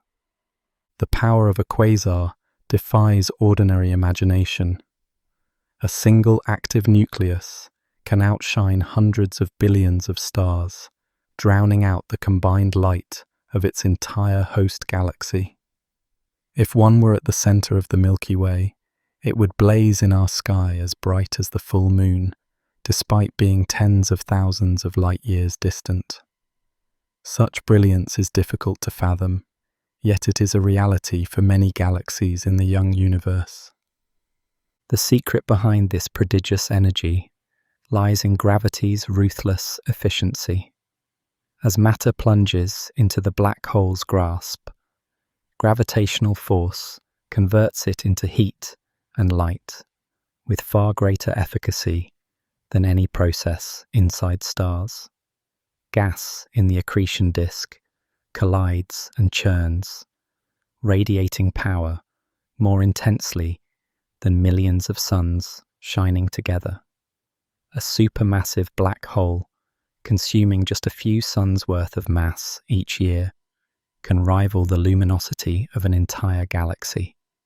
It is as if the black hole's gravity were a cosmic generator, turning the infall of matter into a brilliant beacon visible across billions of light years. These mighty light engines are collectively known as active galactic nuclei, or AGN. Quasars are the most extreme members of this family, typically involving black holes billions of times the sun's mass, devouring large amounts of fuel in a short time. Less ferocious examples, such as the cores of Seyfert galaxies, shine brightly as well, but on a smaller scale. Yet from the relatively modest active galaxies to the most power-hungry quasars, the underlying mechanism remains the same. A central black hole feeding on matter and unleashing energy. In this unified view, all these cosmic beacons are kin, each one a variation on the theme of a black hole's accretion-powered brilliance. Quasars also serve as lighthouses from the early universe, allowing us to peer back in time. The golden age of quasars occurred billions of years ago, when the universe was young and galaxies were rich in gas to fuel these cosmic furnaces. During that epoch, countless galactic centers blazed as quasars, and the heavens were studded with their light, like lanterns hung in the cosmic dark. When we observe a distant quasar today, we look across an immense gulf of time, witnessing a galaxy in its turbulent youth. Each quasar's light has traveled for eons to reach us, carrying a story from a bygone era when supermassive black holes dined lavishly and shone powerfully.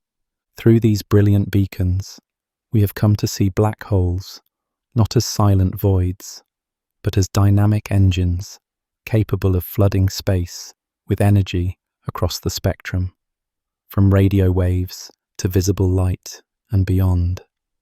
An active galactic nucleus broadcasts the tale of matter meeting its end. Among the most revealing of these signals are the X-rays, forged in the extreme conditions close to the black hole. It is to this high-energy radiance, the invisible X-ray glow, and the mysterious crown of heat that produces it, that we now turn, venturing closer to the dark heart's inner sanctum. Yet the brilliance of an active galactic nucleus does not end with the glow of its accretion disk. Just above that luminous disk, cloaking the black hole like an invisible halo, lies a realm of astonishing energy. Here, electrons careen about at nearly the speed of light, and the temperatures climb to incredible heights. This is the corona, the black hole's crown of heat, a tenuous cloud of superheated plasma that envelops the inner regions. In this seething halo, atoms are torn apart into their basic ingredients, and electrons roam free among nuclei. Though the corona emits little visible light, it announces itself through the powerful X-rays that pour out from the galactic center. The corona plays a crucial role in transforming the black hole's output. Think of the gentle photons rising from the accretion disk's surface, born from that cosmic furnace. When these photons drift upward into the corona, they encounter swarms of high-energy electrons. Each collision between a photon and an electron is like a billiard ball strike. With every encounter, some of the disk's photons are jolted to far higher energies. This process, known as Compton scattering, is the magic by which the corona amplifies soft light into fierce X-rays. In effect, the corona takes a portion of the disk's glow and boosts it, creating an additional high-energy beacon around the black hole.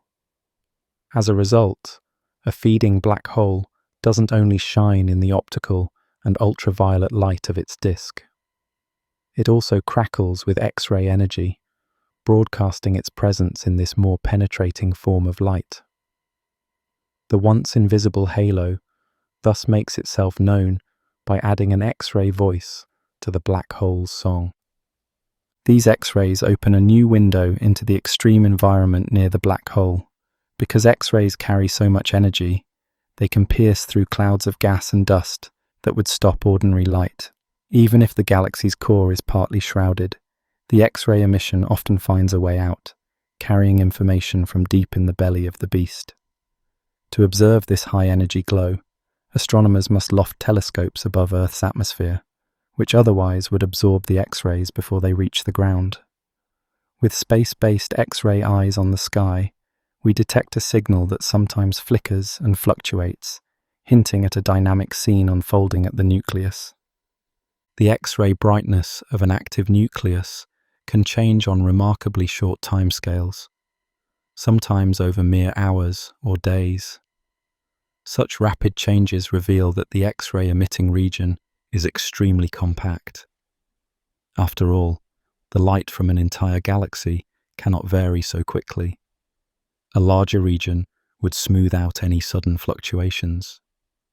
These quick X-ray flickers must originate from a region only light hours or light days across, roughly the scale of our solar system, or even smaller.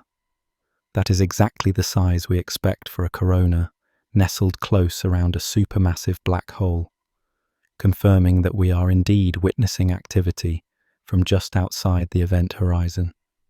By studying the details of the X-ray spectrum, scientists can further decipher the conditions just outside the event horizon. For instance, among the X-rays from an active galaxy, there may be a signature of iron atoms from the accretion disk beneath the corona. When X-rays from the corona strike the disk, certain energies are absorbed and re-emitted by iron in the disk's gas, producing a spectral line, a specific color in the X-ray band. But in the furious gravity and rapid motion near the black hole, this iron line is warped and broadened. It stretches into a skewed and broadened form, distorted by gas whipping around at relativistic speeds and by the very warping of space and time. Observing this distorted iron line is like seeing a fingerprint of Einstein's relativity stamped on the light.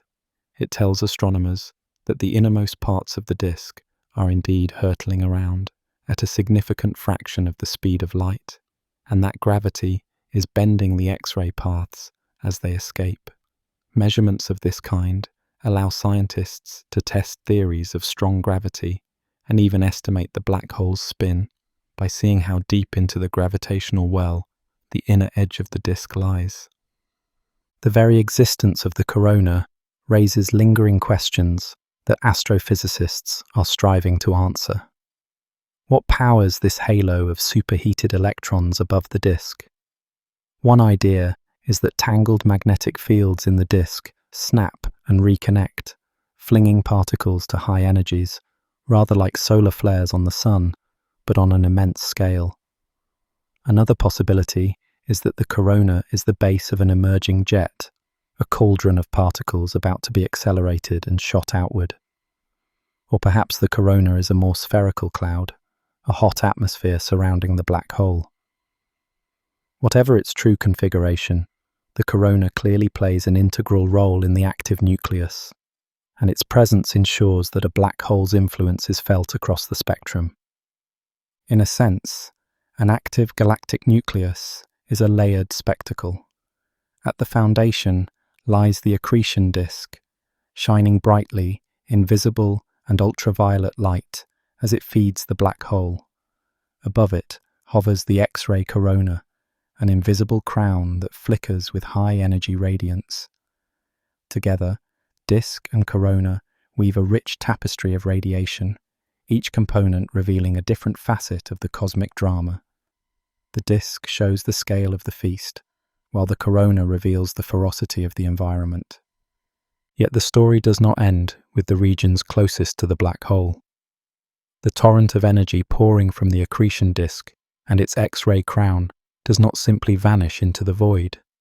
It shines outward and bathes the surrounding galactic core. A little farther from the central furnace, clouds of gas float in the darkness, and they are anything but idle. Soaked in the intense radiation from the nucleus, these clouds respond by glowing themselves, emitting light at specific wavelengths, characteristic of their constituent atoms. These glowing nebulae make up what astronomers call the broad line and narrow line regions of an active galaxy. They orbit the black hole at distances much greater than the accretion disk, but still feel its gravitational pull and radiative might. In effect, the central black hole sings, and these clouds sing back in chorus. Each flare of light from the nucleus sends a flash through the gas, and moments or weeks later, the clouds answer with their own faint echo of emission. By listening carefully to this cosmic call and response, scientists can map the layout of the gas and even measure the mass of the hidden black hole. Now, our gaze turns to these answering clouds and the secrets they reveal. When astronomers first dispersed the light of active galaxies through a prism, they discovered a rich pattern of glowing emission lines amid the spectrum. These bright lines indicated that gas around the nucleus was being excited to shine at specific colours, each corresponding to an element like hydrogen, oxygen, or carbon. But there was something peculiar about them. In many active galaxies, certain lines were astonishingly broad, blurred over a wide range of wavelengths. Such broad lines meant that the emitting gas was racing around at tremendous speeds. In other cases, some lines appeared relatively narrow and sharp, indicating calmer motion. This dichotomy revealed that the nebulae near the black hole come in two flavours, one moving at a furious pace close in, and another drifting more sedately farther out. The fast-moving clouds make up what is known as the broadline region. Here, gas swirls in the deep gravitational well of the black hole, whipping around at thousands of kilometers per second. To our instruments, the light from these clouds is smeared out into broad spectral lines, because different parts of the cloud are speeding toward or away from us along our line of sight. One portion of a cloud might be coming around the bend, moving toward Earth, which shifts its light slightly to bluer wavelengths. Another portion might be receding, shifting its light to redder wavelengths. All these Doppler-shifted contributions blend together to produce a single fat, spread-out line in the spectrum.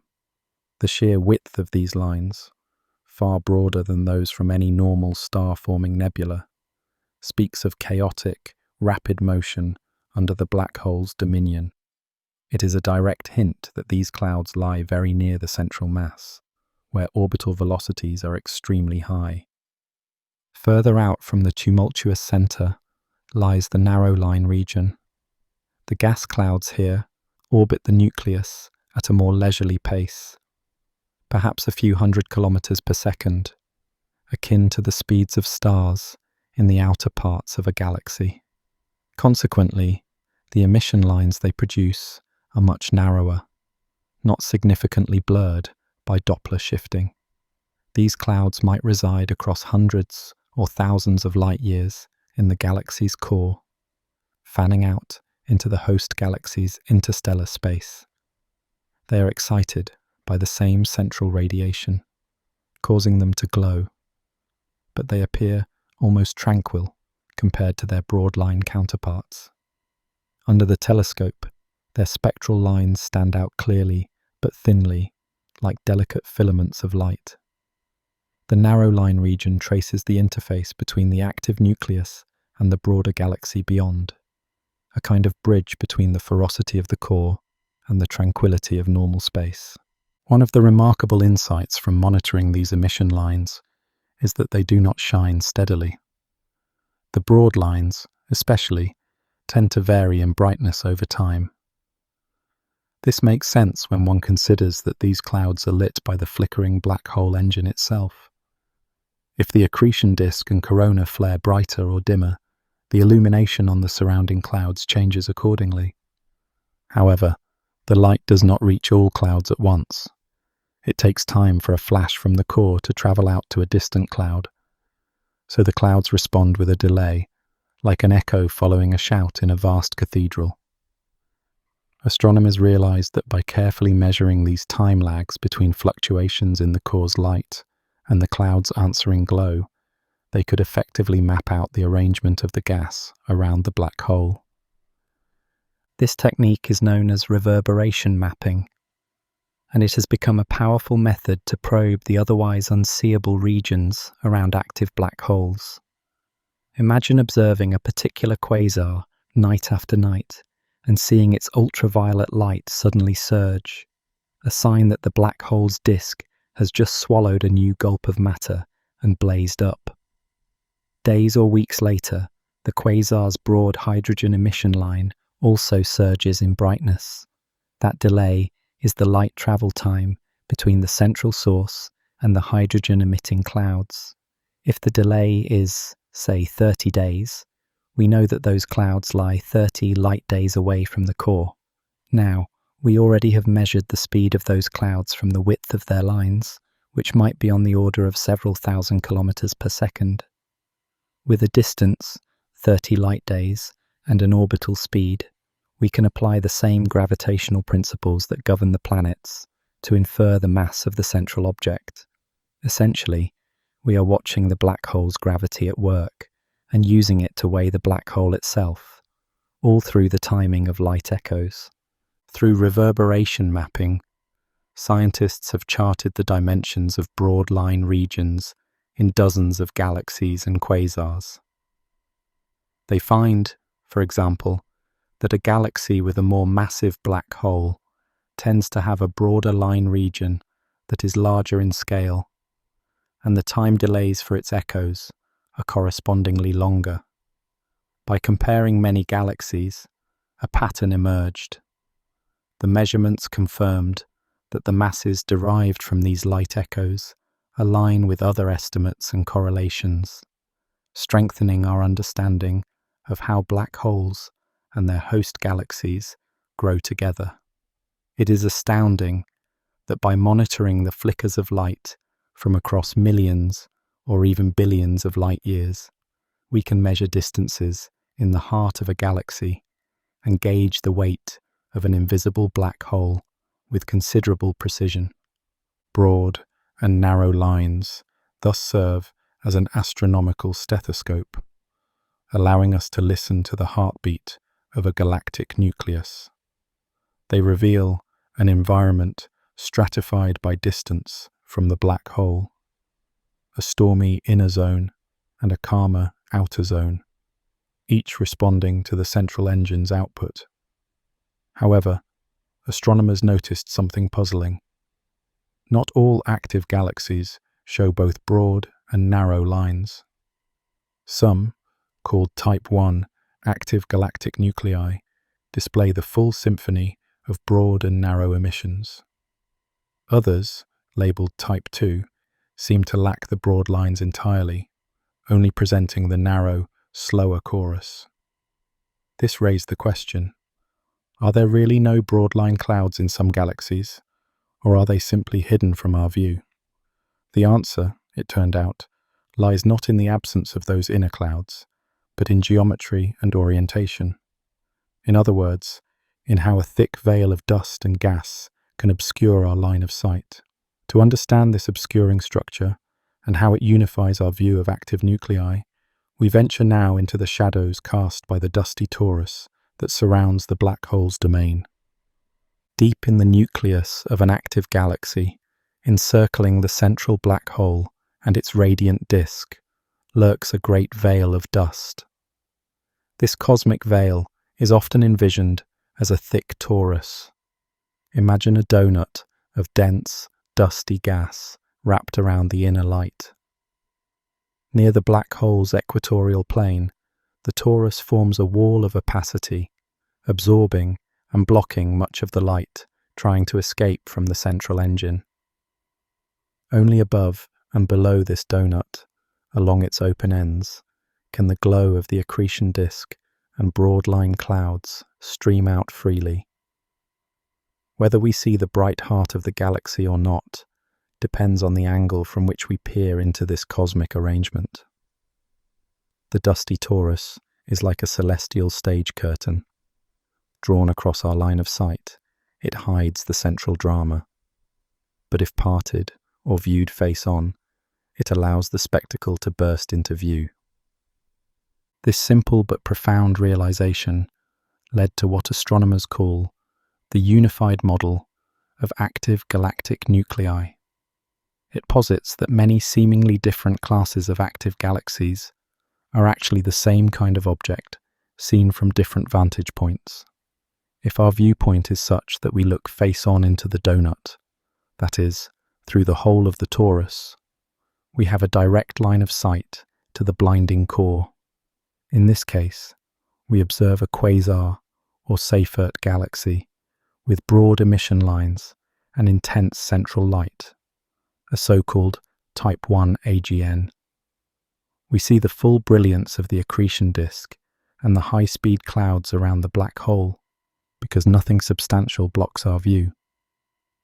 On the other hand, if our galaxy is oriented so that we stare into the side of the donut, the thick, dusty torus lies directly between us and the nucleus.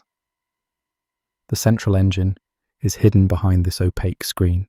To our telescopes, such an object might appear as a more subdued active galaxy, a Type 2 AGN, in which we detect only the narrow emission lines from gas outside the torus. The broadline region and the dazzling continuum are out of sight, cloaked by dust, even though they are still there, raging behind the scenes.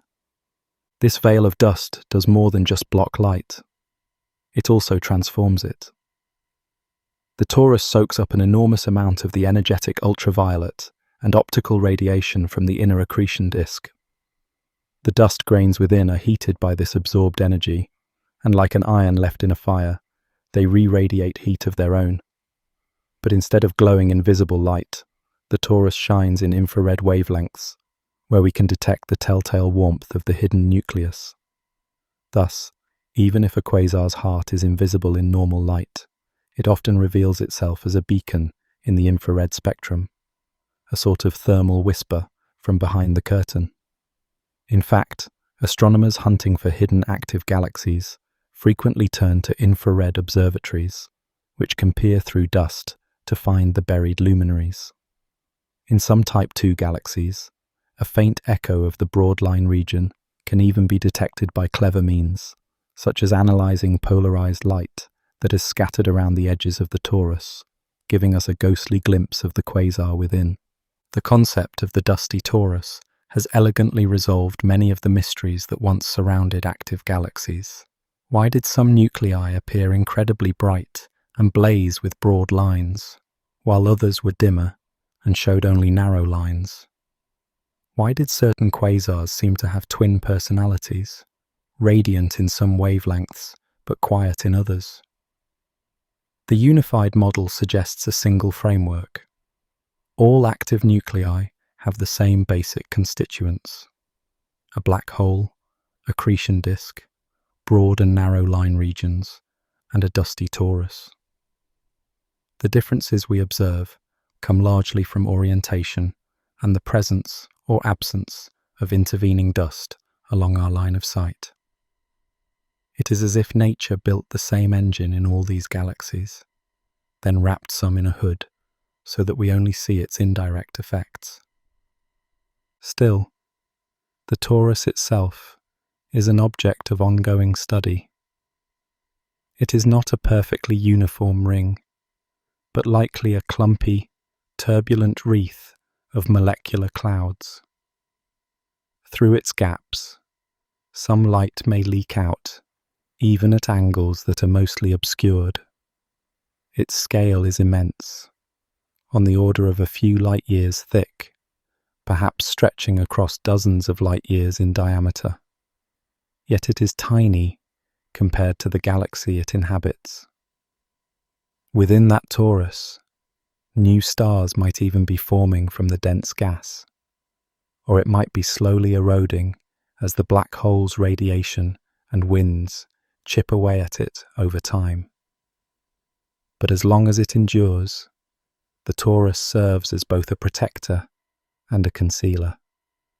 It shields the rest of the galaxy from the harsh glare of the quasar, even as it hides the quasar from our view.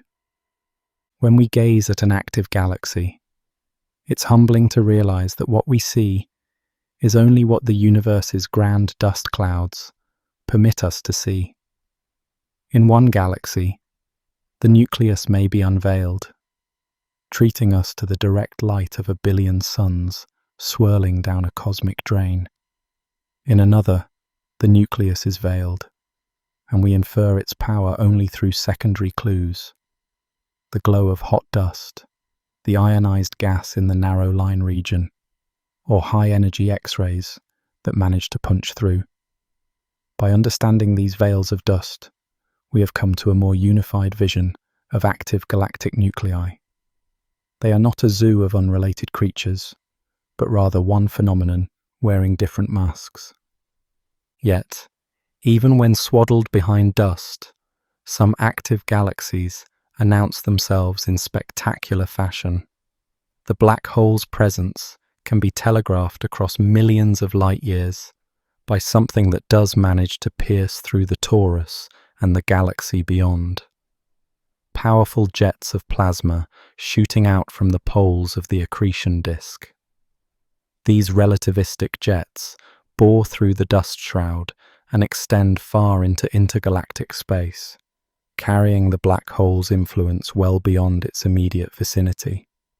To witness these cosmic eruptions, the jets that stitch the void between galaxies, we turn our attention to another facet of the journey, where the gentle glow of dust yields to the fierce, focused beams of a black hole's outflow. From the poles of the spinning accretion disk, a new kind of structure emerges. Not a gentle glow or a veil of dust, but a pair of narrow, furious beams piercing into space. These are jets, streams of charged particles and energy launched from the vicinity of the black hole at nearly the speed of light. They shoot out in opposite directions along the black hole's rotational axis, like twin cosmic searchlights cutting through the darkness. For thousands of light years, they maintain a tight focus, powered by the central engine's immense magnetic fields. In the vacuum of intergalactic space, where nothing obstructs them, the jets extend astonishing distances, effectively stitching the galaxy to the wider universe with threads of energy. As a jet leaves the galaxy's core, it plows through the sparse gas of the galaxy's halo and beyond. The particles spiraling within it emit radiation across a broad spectrum, but they are particularly conspicuous in radio waves due to a process called synchrotron emission. Glowing with radio energy, the jets trace straight lines or gently curving paths outward from the nucleus. Eventually, far from the galaxy, the jet begins to lose its coherence. It slows and spreads out as it collides with the tenuous intergalactic medium, and its energy is deposited into giant bubble-like structures at its terminus. These are the radio lobes, massive billowing clouds of plasma that blossom at the edges of the jet's reach. Each lobe can grow to engulf volumes larger than the galaxy itself, fed by the continuous stream of particles from the jet's core. Within the lobes, shock waves and magnetic turbulence accelerate particles to even higher energies, causing them to radiate and glow. From a bird's eye view, an active galaxy with strong jets often exhibits this distinctive T-shape or double-lobed form. A bright central core, slender jets extending out, and large plumes at the jet ends, where the cosmic arrows finally come to rest. The power of these jets is difficult to comprehend.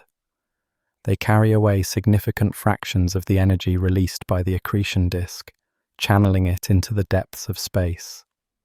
A jet from a supermassive black hole can be so energetic that it punches clear out of the galaxy's confines, traveling hundreds of thousands of light years.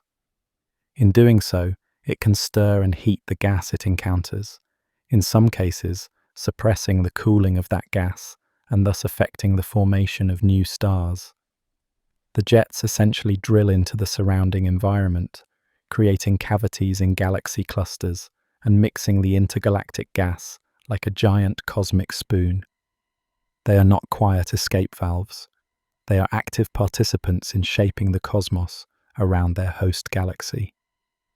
Occasionally, one of these jets happens to be aimed almost directly toward us on Earth.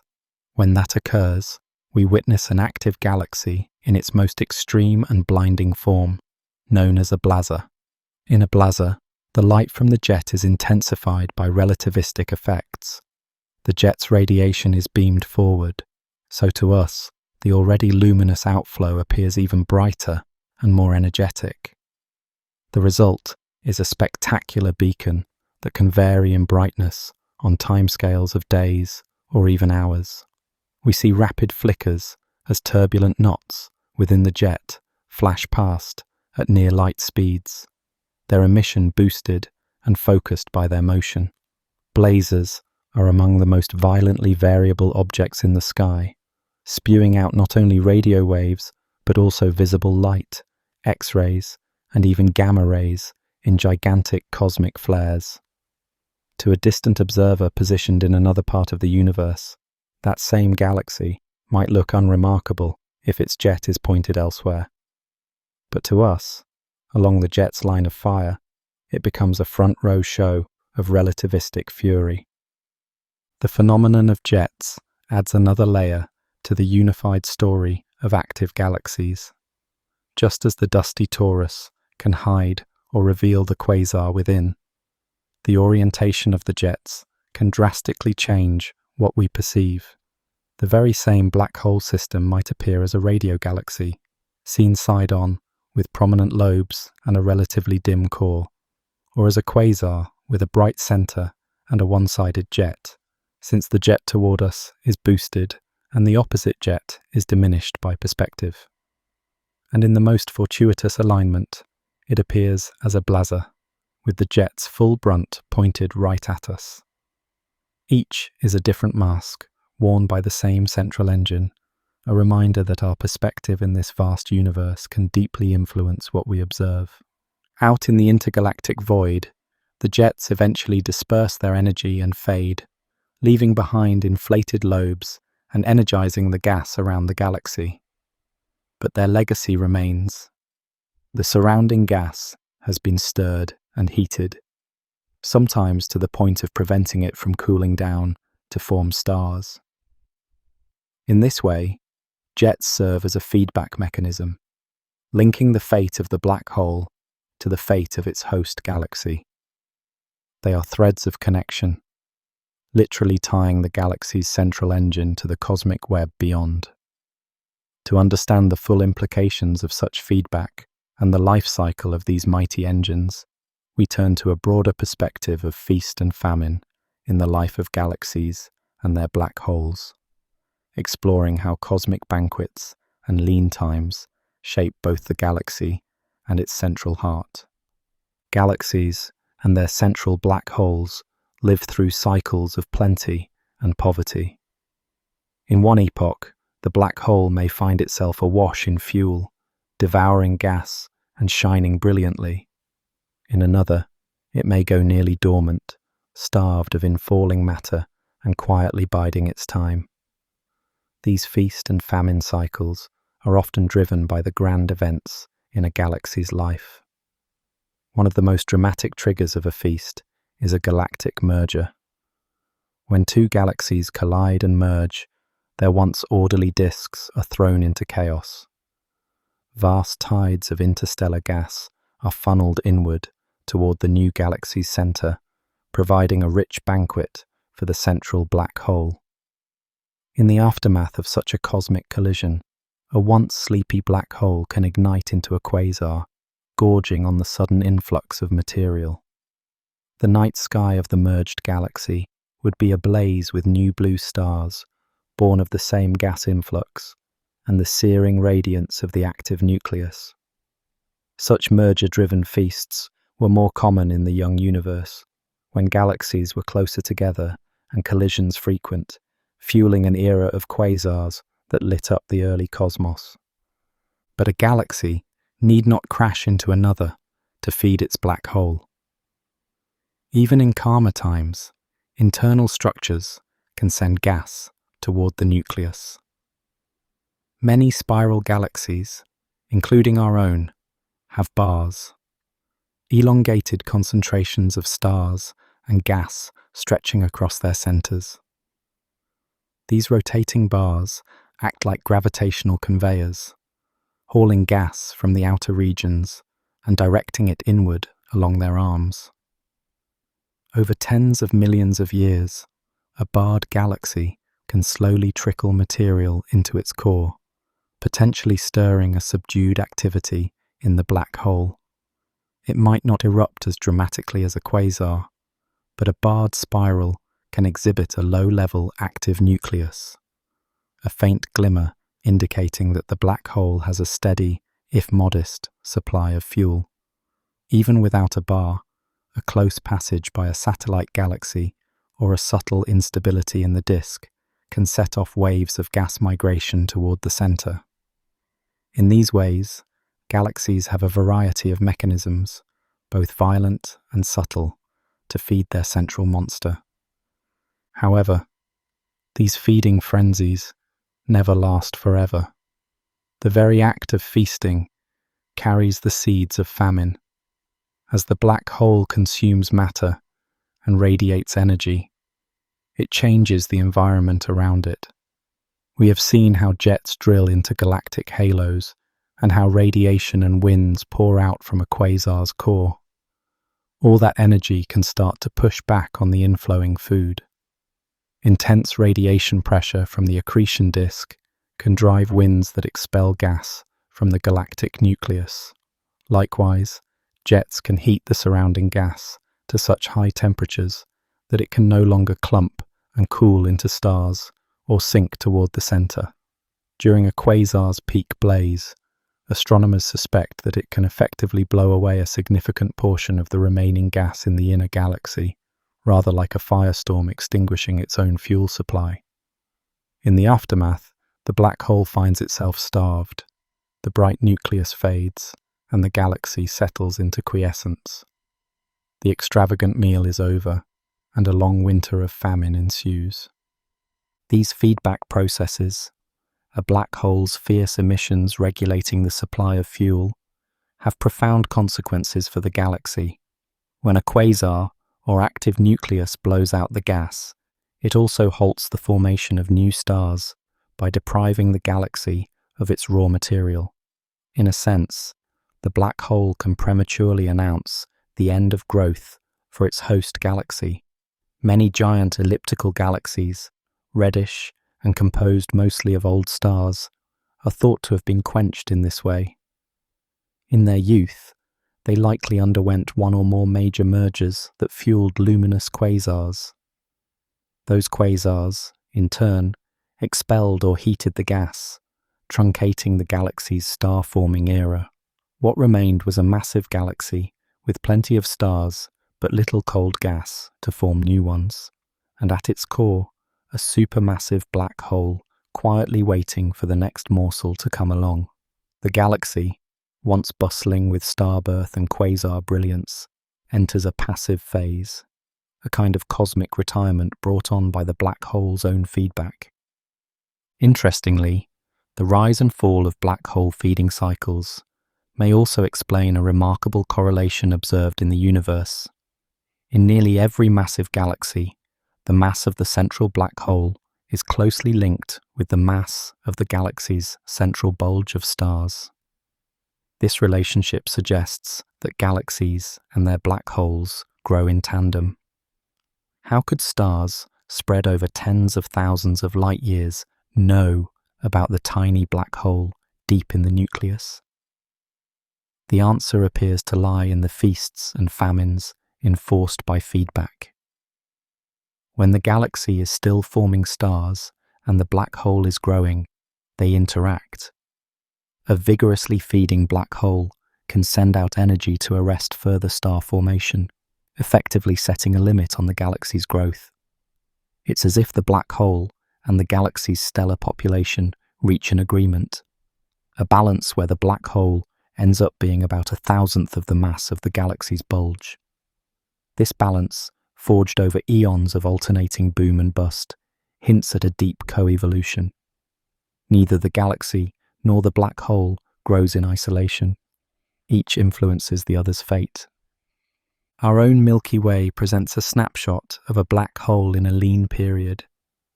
The central black hole, weighing in at a few million suns, is relatively quiet at present. We observe only faint X-ray flickers from Sagittarius A, suggesting it's nibbling at sparse scraps of gas rather than feasting. Yet evidence in our galaxy's centre, such as the energetic bubbles of gamma-ray emission towering above and below the Milky Way's disk, hints that our black hole may have dined more vigorously in the recent past. Those Fermi bubbles could be the faded remnants of an outburst tens of thousands of years ago, a minor echo of a quasar-like phase. It reminds us that even dormant black holes can awaken given the opportunity. In a few billion years, the Milky Way is expected to collide and merge with the Andromeda Galaxy. When that happens, our central black hole may receive a fresh buffet of gas, briefly roaring back to life before perhaps quieting down again after blowing away its feast. The life story of a galaxy and its black hole is thus a tale of intermittent banquets and forced abstinence, periods of growth, fueled by cosmic mergers or internal dynamics, alternate with periods of quiet, enforced by the black hole's own power. Through these cycles, galaxies are sculpted. Stars are born and then starved of raw material. Black holes grow and then lie in wait. This dynamic dance of feeding and feedback ensures that neither the galaxy nor the black hole dominates unchecked. Each curbs the other, weaving an intricate balance.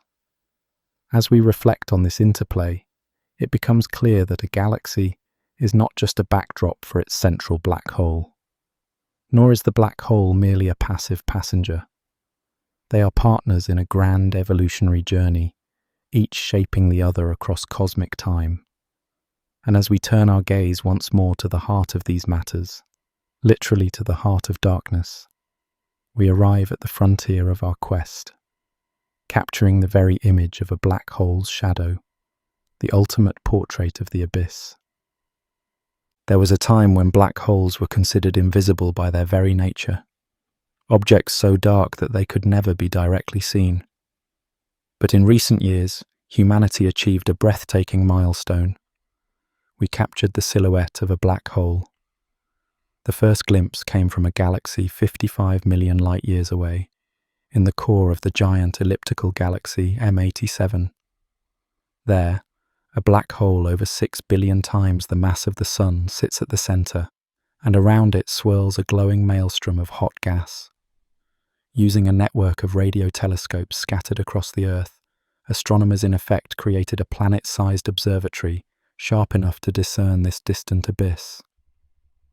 What they saw astonished the world. A ring of golden light surrounding a dark, centerless shadow. The unmistakable mark of a black hole's event horizon, imprinted on the sky for the first time. This ring-like structure is not just a pretty picture. It is the light from hot gas and plasma whipping around the black hole, bent and magnified by gravity into a halo shape. The central darkness is not the black hole itself, which truly has no surface or light, but rather the region from which no light can escape, the black hole's shadow. It is essentially an image of the point of no return. Photons that skim too close are swallowed, casting a dark silhouette on the backdrop of nearer, glowing material. The size and shape of that shadow closely matched what Einstein's general theory of relativity predicted for a black hole of that mass and distance. It was a triumphant confirmation.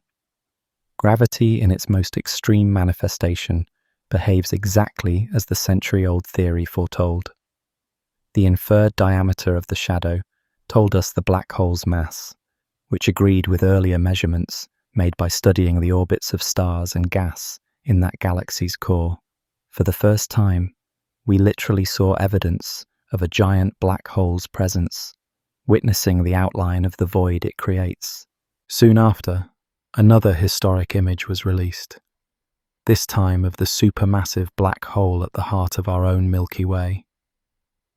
This object, Sagittarius A, is much smaller than M87's monster, about 4 million suns in mass, and our view of it is blurred by intervening gas and dust.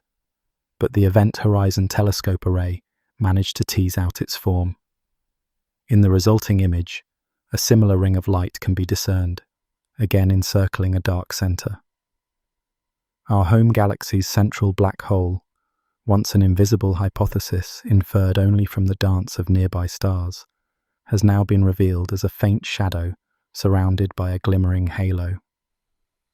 These images open a new era of exploration, one in which we can study black holes not just through their effects on others, but by viewing the light that hovers at their very brink. The ring-like edges visible in these images reveal several profound truths. They illustrate how gravity bends light itself, wrapping the radiation from the far side of the accretion flow around to our eyes.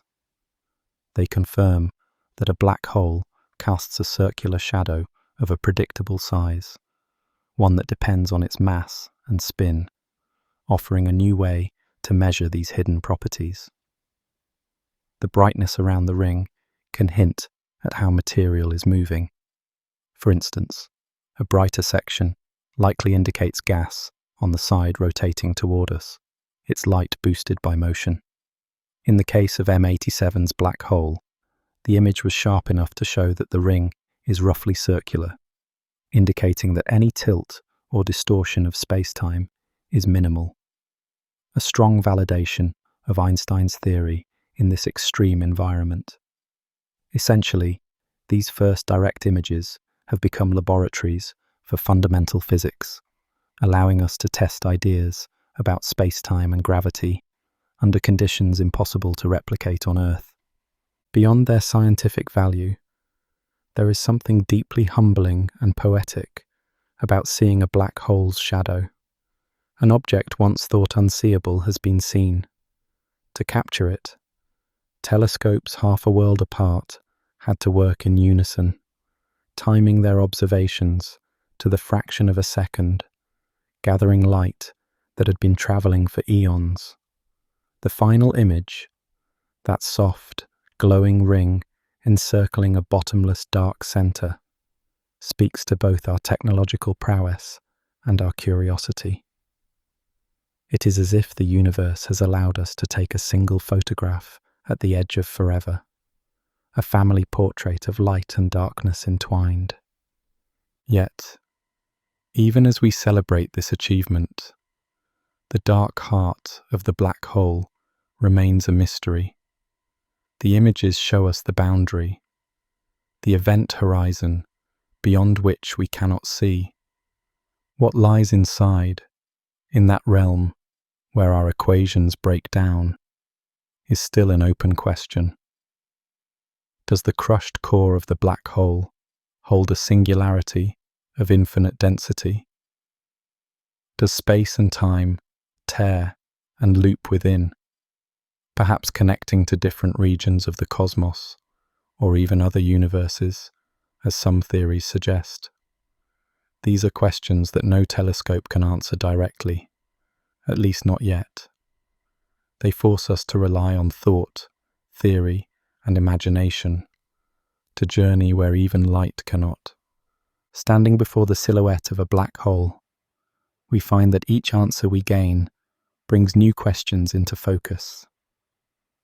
We now have tangible evidence of an event horizon, and this gives us confidence in our understanding of black holes' basic structure. But it also sharpens our appetite to know more. How do black holes grow and evolve over billions of years? What role do they play in the grand tapestry of cosmic history? And the most tantalizing question of all, what would it be like to approach that abyss, to cross the horizon and probe the secrets inside? Our journey has taken us from the orbits of stars at a galaxy's center, to the quasars that shine across space and time, to the glowing coronae and echoing clouds, and finally, to the threshold of the black hole itself, captured in an image from across the cosmos. We have effectively mapped the exterior of the abyss. Now, as we prepare to venture further, we turn to realms that thus far belong mostly to theory and imagination. Moving forward in our exploration, we will delve into what might lie beyond the veil of the horizon. We will contemplate the fate of anything that falls in, the nature of space-time under such extreme distortion, and the ultimate questions of how black holes connect to the fundamental laws of the universe. The voyage continues, ever deeper into the darkness, where discovery awaits. Around a rotating black hole, the very fabric of space-time is caught in a cosmic whirl. This effect, known as frame dragging, sets space itself into motion like a quiet, invisible maelstrom. Anything that drifts near the spinning black hole is gently gripped by this swirl. Even light passing by finds its path bent and twisted, compelled to join the grand cosmic dance around the darkness. In this strange realm, space and time behave like a thick fluid being stirred. Imagine the black hole immersed in honey. As it spins, it drags the honey-like space-time around with it in languid coils. The closer one ventures, the more powerful this churning becomes. It is a silent turbulence, utterly imperceptible to touch, yet inexorable in its pull, wrapping everything in its rotation. What was calm and still far away becomes a slow vortex of space-time nearer in. This swirling zone around a spinning black hole has a name: the ergosphere. Within the ergosphere, nothing can remain at rest with respect to the distant stars. The dragging of space-time is so complete that even if you tried to hover with mighty rockets, you would still be carried around the black hole. To any outside observer, you would be swept along as if caught in a gentle whirlpool of space itself, circling endlessly. At the outer edge of the ergosphere lies a peculiar boundary. Here, if a beam of light tries to travel against the black hole's spin, it can just manage to hold its own, hovering in place relative to the distant universe. This marks the point beyond which even light cannot resist the flow of space-time. Cross that threshold, deeper into the ergosphere, and every movement must bow to the black hole's rotation. The very notion of standing still no longer makes sense in this domain. The ergosphere is not a solid surface, but a vast, flattened envelope around the black hole where this effect reigns supreme. Its shape bulges at the equator, where the rotation's influence reaches farthest, and it narrows near the poles. It is as though the black hole's spin has moulded space-time into an elongated halo. This halo clings to the black hole and spins along with it, carrying any traveller or particle that strays into its embrace. Inside this halo of compelled motion, extraordinary possibilities emerge. Particles can gain energy simply by being whipped around by space-time's flow, stealing some of the black hole's rotational energy. A drifting fragment of matter might find itself slingshot to higher speeds, energized by the swirl. The ergosphere's very name, derived from the Greek word for work, hints at this potential. It is a region where energy can be drawn out from the black hole's rotation under the right circumstances, a preview of wonders to come. Even far from here, around more modest cosmic bodies, frame dragging exists in faint whispers. Earth itself, as it turns, drags space-time a little, a subtle twist nearly impossible to detect. But near this rotating colossus, that gentle whisper swells into a powerful tide. The spinning darkness makes space-time itself spin, turning what was once a tiny quirk of gravity into an all-encompassing current. For now, we linger at the edge of the ergosphere, feeling space-time's slow eddy around us. The black hole's rotation has transformed the space nearby into a colossal, turning wheel. In this calm but relentless spin, we sense a doorway to exotic possibilities. The gentle whirl of the ergosphere invites us to explore how one might reach in and scoop out a little of that rotational energy without ever touching the event horizon itself. With that tantalizing thought, we drift onward, deeper into the mysteries of this spinning gravity well. The idea of borrowing energy from a black hole sounds like science fiction. Yet here in the ergosphere, it becomes a reality. Imagine a daring but gentle experiment in this swirling zone. You send a small probe or a packet of matter gliding into the ergosphere, letting it skim the edge of the abyss. At the right moment, the probe releases a part of itself, like an astronaut shedding a backpack. One piece is claimed by the black hole and pulled inward, but the other is flung back out into space. To your amazement, the escaping piece carries away more energy than the probe had initially. It is as if the black hole's rotation lent some of its power to this outbound fragment, a gift from the whirlwind. This process, first dreamt up by physicist Roger Penrose, shows how a spinning black hole can effectively be mined for energy. The secret lies in the strange physics of the ergosphere, where space and time themselves are dragged around. The piece that fell inward was not merely lost. In falling, it took away a bit of the black hole's rotational energy. In a sense, that piece had negative energy from the outside perspective, subtracting some of the black hole's spin.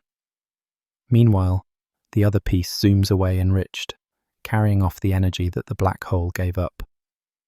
Through this exchange, the black hole ever so slightly slows its rotation.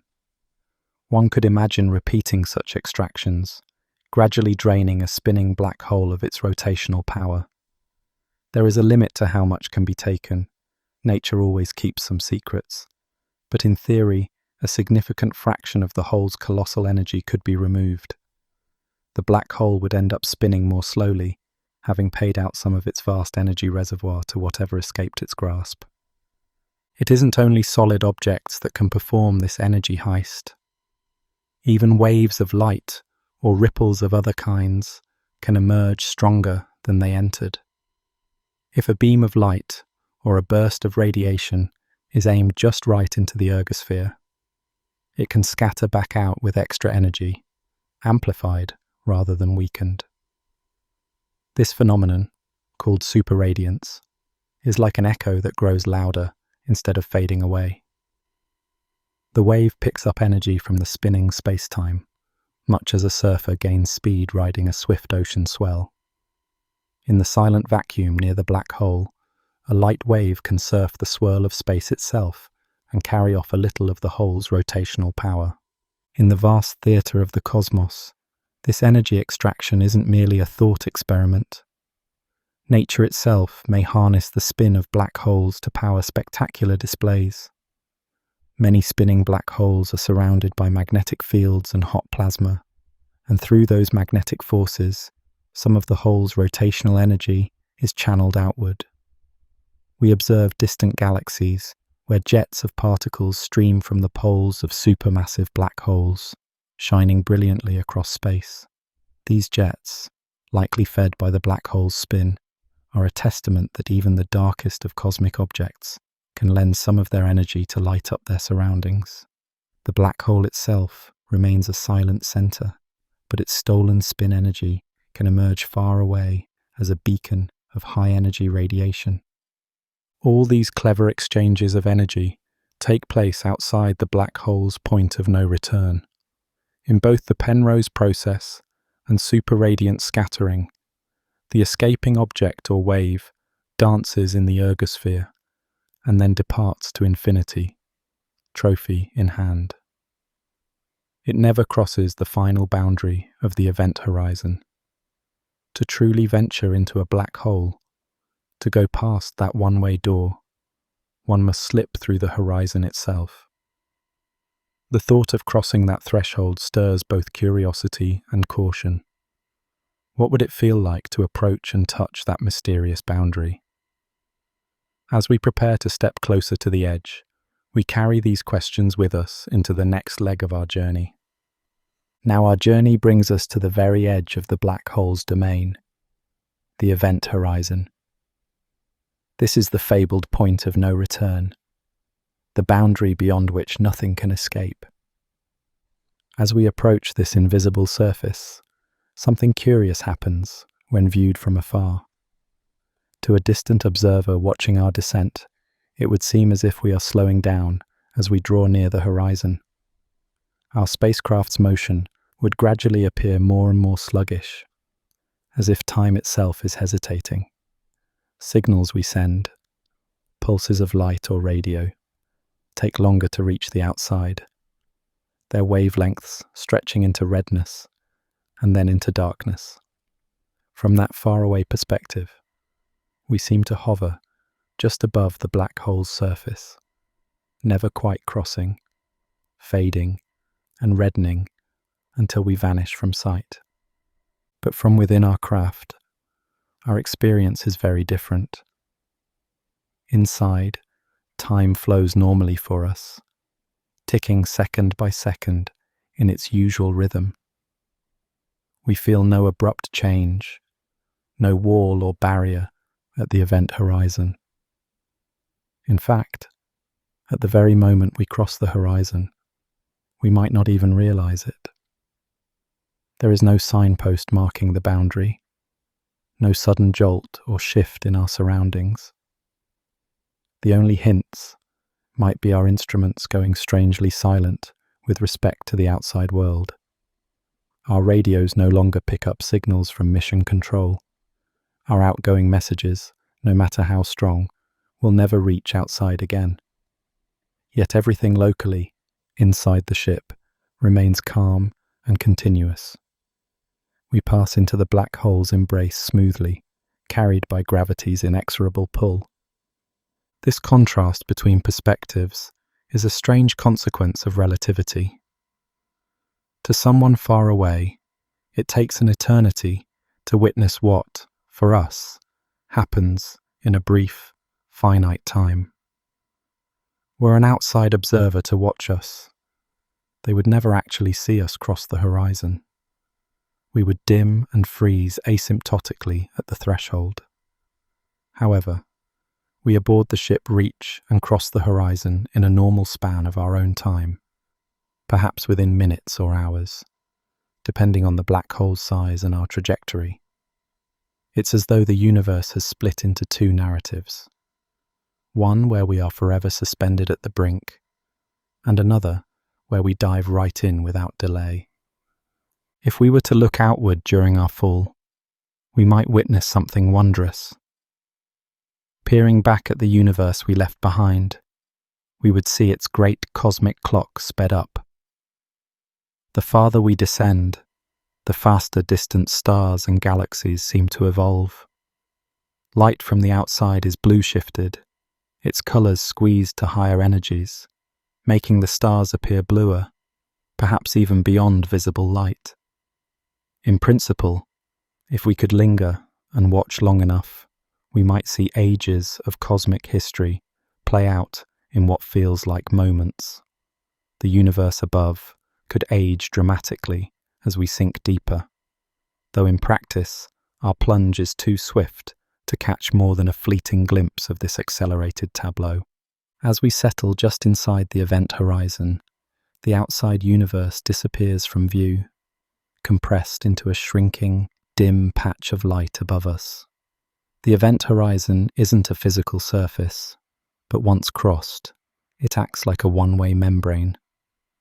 We can enter, but we cannot turn back. The gap between us and the world we knew widens with every passing moment. Any attempt to send a message out is as futile as trying to swim up a waterfall. For the distant observer, we have effectively been swallowed and lost, while for us, the journey simply continues forward into the unknown. Touching the horizon thus teaches us a profound lesson. The flow of time and the sequence of events can look different depending on one's vantage point. To an outsider, we have all but frozen at the brink, time dilating without end, while to us, time remains our familiar companion, carrying us onward without pause. This duality captures the essence of black holes. They are places where the relativistic nature of time becomes tangible. Having now slipped across the horizon into the black hole's interior, we find ourselves in a realm where the rules of everyday experience no longer apply. We turn our attention to the hidden inner landscape of the black hole, wondering what new truths and challenges await as we journey deeper into the abyss. Gravity choreographs a complex dance around a rotating black hole. Both light and matter move to its immutable rhythm, tracing paths that sometimes form closed loops, rings of motion that decide their fate. Outside the event horizon, there are orbits where a photon, a particle of light, can circle the black hole round and round, caught in a spell of gravity. In these photon rings, light itself is trapped in a repeating path, neither escaping to infinity nor falling inward unless disturbed. A beam of light, that wanders into just the right orbit becomes a perpetual prisoner of the black hole's gravitational field, looping endlessly. To a distant onlooker, such a photon ring would appear as a thin halo of light, marking the last stand of illumination before it surrenders to darkness. Matter, too, can ride along circular orbits near the black hole. For a Kerr black hole, the innermost stable circular orbit lies remarkably close to the horizon, especially when the orbit moves in the same direction as the black hole's spin. An object can skim just above the event horizon at dizzying speed if it circles in this prograde direction. In a retrograde orbit, opposing the spin, the safe orbit is farther out. The spinning spacetime holds the object at a greater distance. In this way, the black hole's rotation grants co-rotating matter a tighter dance, while pushing counter-rotating objects farther out. The rotation axis of the black hole is like the pin of a spinning top, and it adds another layer to the choreography. Orbits that are not in the equatorial plane tend to wobble and precess under the influence of the spinning spacetime. A particle looping around at a tilt will have its orbital plane slowly twist around the axis. It's a bit like a hula hoop that doesn't stay fixed, but gradually rotates around a central pole as it spins. This means that around a Kerr black hole, an orbit can never remain neatly in a single plane unless it is exactly aligned with the equator or shot straight over the poles. Every other path traces a rosette pattern, a complicated dance in 3 dimensions, guided by the unseen hand of the black hole's gravity and rotation. Deep inside, at the core of this gravitational maze, theory predicts a ring singularity. Instead of a point, a rotating black hole may concentrate its mass into a spinning ring of infinite density in the equatorial plane. This is where known physics reaches a breaking point. Some solutions of general relativity hint that if something could pass through the central hole of this ring, it might emerge somewhere else in spacetime, a tantalizing hidden door. But in reality, any traveler drawn toward this ring would be ripped apart by unimaginable forces long before reaching it. The singularity remains a hypothetical gateway shrouded in violence, the final circle where understanding falters. These rings, the orbit of photons, the path of matter, and the singular ring at the center, are pivotal structures in the Kerr spacetime. Each ring of fate governs what can or cannot happen in its domain. A photon ring marks the threshold between light escaping or being captured. The last stable orbit demarcates how close matter can safely dance. And the ring singularity represents the ultimate boundary of the known, where space and time themselves may loop into the unknown. Together, they form a nested, concentric story of a rotating black hole's spacetime. From the swirling ergosphere outside, to the horizon we crossed, down to the innermost secrets at the core. As we continue our journey, having crossed the horizon, and now aware of these cosmic rings, we must confront what it truly means to be inside a black hole. Here, space and time behave in ways that defy our normal intuition. The very structure of cause and effect is altered by gravity's dominance. In this inner realm, all paths seem to lead toward that central ring of singularity.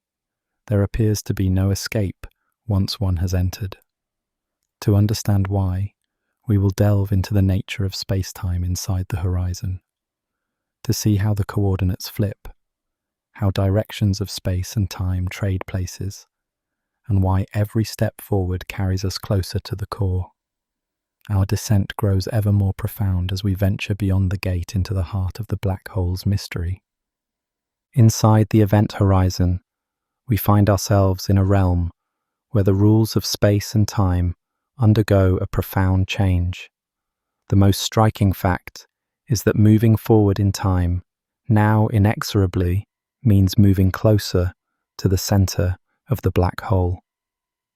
In a sense, the radial direction, the direction toward the center, ceases to be a true spatial direction we can freely navigate. It becomes more like time, a one-way direction we cannot reverse. Just as we cannot stop time from flowing ever forward, we cannot stop our inward drift toward the singularity. Every tick of the clock carries us a little deeper. There is no stillness here. One cannot hover or turn around once past the horizon. The space-time inside pushes everything onward, funneling all paths toward the black hole's core. To visualize this strange predicament, imagine that space itself is like a river flowing inward, and the event horizon was the waterfall's edge. Outside, one could paddle against the current and potentially escape, but at the horizon, the flow becomes too swift. Even light, the fastest thing in the universe, can no longer swim upstream. Now that we are inside, the river of space-time is rushing faster than light can travel. We are being carried along by this flow, and no amount of engine power or will can pull us out. It isn't merely a matter of strong gravity that makes it impossible to escape. It's that the flow of causality itself has a direction inward. Trying to go back out would be like trying to travel backward in time, an impossibility enforced by the structure of the cosmos. The causal structure inside the horizon seals our fate. Light cones, the diagrams that define possible directions of cause and effect, tilt completely inward here. Any message or beam of light we send, no matter how desperately we aim it outward, will still arc and head further in. Future and forward both point toward the singularity now. In practical terms, this means that once inside, every moment that passes brings us closer to the center. If we shine a flashlight toward the upward direction we came from, the beam will still end up deeper inside the hole, simply arriving there a bit later than we will. The outside universe we left behind is permanently out of reach, receding as an unreachable memory of light, far above, that grows fainter with each passing second. This one-way flow of time and space clarifies why nothing can escape a black hole after crossing the horizon.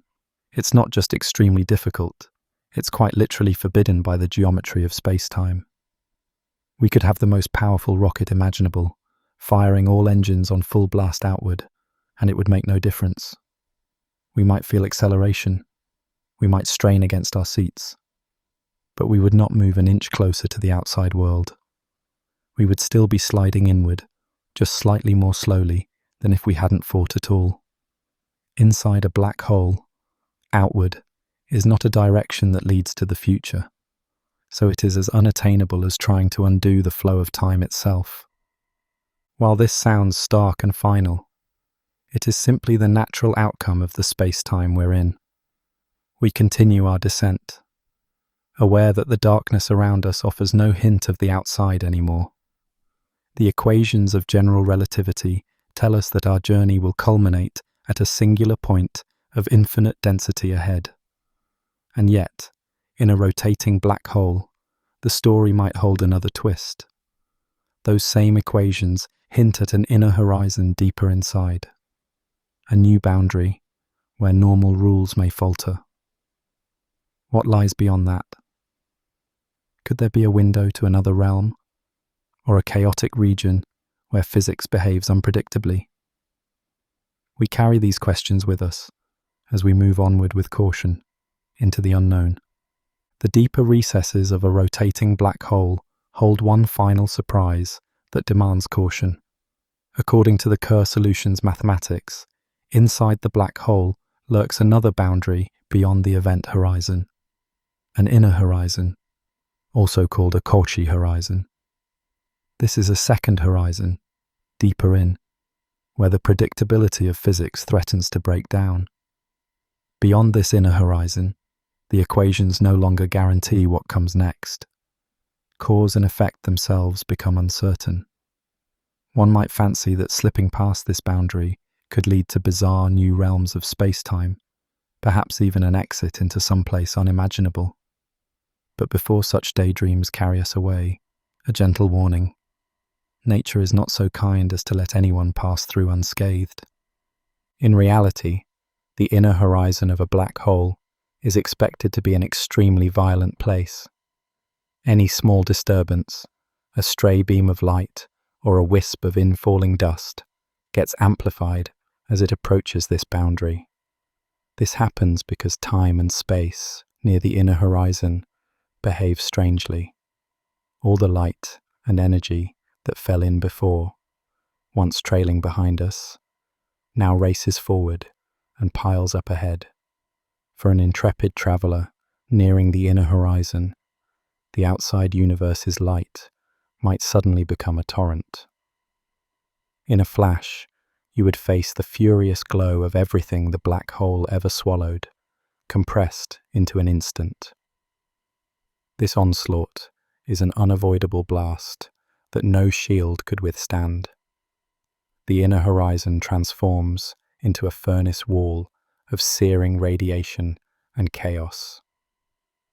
Physicists call this dramatic buildup of energy mass inflation, the black hole's way of enforcing its own cosmic caution. The inner horizon that looked like a gateway in ideal math probably collapses into a wreckage of space-time under realistic conditions. Instead of a door to a new world, it becomes a crushing barrier, a shattered zone where our known laws go haywire. Our optimistic dreams of slipping through to a parallel universe meet the hard truth of physics. The interior of a rotating black hole is unforgiving to explorers. So we heed the warning. The lesson here is that not everything the equations allow is actually survivable, or even present, once we account for the smallest imperfections of reality. A rotating black hole's inner horizon, rather than a portal, is likely a one-way trap to oblivion, enforced by the universe's demand for consistency. It's a reminder that our journey is not a whimsical adventure free from peril, but a meditation on nature's limits. Even as we float in darkness, we remain mindful and respectful of these boundaries, knowing now what would await if we pressed on too rashly. Every tiny perturbation we introduce into this extreme environment has consequences. If we jostle space-time, the black hole responds.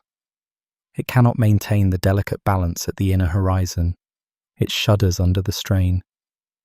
In doing so, the black hole begins to settle and simplify itself, shaking off disturbances in the only way it can, by radiating energy away and calming its warped space-time. In a sense, the black hole rings like a great bell struck by a hammer, though the sound is not one we can hear with ears. It reverberates in gravitational waves, vibrations of space-time that carry away the chaos and restore peace. Having issued our cautions about delving too deep, we now turn to these vibrations, the subtle songs that a black hole sings as it recovers its calm after a disturbance. Black holes do not remain agitated forever. When disturbed by a falling star or emerging companion, a black hole eventually settles down in a remarkable way, by ringing. After an upheaval, the black hole's shape oscillates, its gravitational field quivering as it seeks a new equilibrium. The horizon itself ripples like a pond's surface after a stone drops, except these ripples are in space-time. The black hole sheds its excess energy outward as gravitational waves, the only means by which it can radiate energy and calm itself. This phase is called the ring down, the black hole's version of a deep sigh, a release of energy through a series of fading vibrations. These vibrations are often called quasi-normal modes, a technical term for the specific tones at which space-time oscillates around the black hole. Each mode is like a musical note, determined by the black hole's mass and spin, and each note dies away with time. The analogy to sound is fitting. Imagine a large bell struck by a hammer. The bell will ring with certain clear tones that gradually diminish. Just so, a black hole struck by some disturbance rings with gravitational tones. If we had the right senses or instruments to hear these waves, we'd perceive a kind of cosmic chime, a brief, eerie note that declines in amplitude as the black hole settles. In reality, these gravitational waves rush outward at the speed of light, stretching and squeezing space as they pass. By the time they reach far across the universe, they are exceedingly faint, but they carry with them the story of the black hole's final vibrations.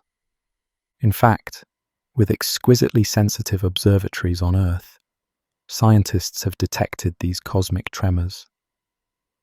We have heard the final songs of merging black holes, the rising whoop of their in-spiral, and the gentle hush after their final ringing fade. But even without the scientific context, one can appreciate the poetry of it. A black hole, once roused, sings itself back to sleep. The frequencies of its song are unique, a fingerprint of its size and spin, but the pattern is universal, a rapid decay from wild vibration to stillness. It's as if the black hole, after being disturbed, hums a lullaby that gradually fades into silence. No light accompanies this process, no visible spectacle. Only the subtle tremor of space-time carries the news that the black hole has settled into a quieter state. As the black hole relaxes, it returns to a pristine calm, as dictated by the universe's laws. All the complex turbulence and asymmetry radiates away, leaving behind a tranquil rotating black hole once more, defined only by its mass and spin. The tumult has passed. The abyss is quiet again. In that deep quiet, we find a moment to reflect. We have journeyed through the black hole's swirling outskirts and crossed its event horizon. We have glimpsed its hidden structure and acknowledged its fiercest secrets and gentle resonances. Now, all is silent. With understanding as our guide, we can finally dare to imagine a personal journey into this darkness. Let us, in thought, take a soft and deliberate descent into a black hole, stitching together all we have learned to experience this voyage from a peaceful, first-hand perspective. Envision yourself floating in the starlight, on the brink of the ultimate journey. Ahead, the black hole's silhouette looms against a field of shimmering stars. You take a slow, calming breath as your craft drifts closer to the rotating giant. There is no sound in the vacuum, only the silent grandeur of this dark orb drawing you in. Starlight around it appears to twist into a bright ring, a halo marking the edge of night. You feel no fear, only wonder and a tranquil acceptance as the pull of gravity gently takes hold. Your spaceship crosses into the ergosphere, that whirlpool region of dragged space. Instantly, you sense that you are no longer moving straight forward. You are being subtly pulled into a grand, circular glide. The distant stars begin to slide across your window in a slow, majestic arc. You are orbiting without any effort of your own. The black hole's spin has reached out and taken you by the hand, guiding you around with it. In these moments, you feel weightless and calm. The rotation is gentle. It seems as if the universe itself is swiveling around you. Light from behind curves around the hole and reappears ahead, as though space is whispering secrets along your path. Now the event horizon lies just before you, an unmarked boundary, invisible yet profound. You glide across it without fanfare. There is no jolt, no sudden change in the view. Yet you know something irreversible has happened. The outside universe, which once surrounded you, now lies behind a veil. Glancing back, you see the region beyond the horizon as a dim, warped glow, the last light of the outside world. It quickly fades and vanishes. Communication with home is gone. You and the black hole are alone together. Still, you remain calm. The inward journey continues, steady and inexorable. Inside, space feels different, at once confined and vast. The pull inward grows stronger, but gradually, like a deepening current. The pinprick of light that was the universe above has shrunk away. Ahead of you in the darkness, subtle glimmers may dance at the edge of perception, perhaps stray photons making their last stand, or just the tricks of warped light playing on your eyes. Time itself seems to shift. Your onboard clocks tick on, your heart beats. But there is an uncanny sense that the outside universe's time is racing far ahead of yours. You feel no pain, only a gentle stretching through your body, a reminder that gravity is intensifying as you fall further, delicately pulling on different parts of you with increasing strength. All directions begin to blur into one as you plunge toward the black hole's deepest interior. Space and time are now thoroughly tangled. The very concept of down simply means moving toward the center, and that is all you can do. You surrender to it, drifting ever closer to the ultimate dark heart. It is like descending through the narrowing neck of a tunnel. Perhaps you notice a faint, ghostly glow ahead. Or is it above? Orientation has lost its meaning. In these final moments, you are cut off from everything you knew, yet oddly at peace. The pull of gravity is everything now, drawing you toward the central singularity, the hidden truth at the core of the abyss. Eventually, the journey must end. In the innermost chamber of the black hole, the singularity awaits, the point of infinite density and distortion. This is the end of space, as we understand it, a place where the normal order of physics breaks down. You know that your material form cannot survive this ultimate encounter. And yet, there is an almost comforting thought that you will become part of something greater.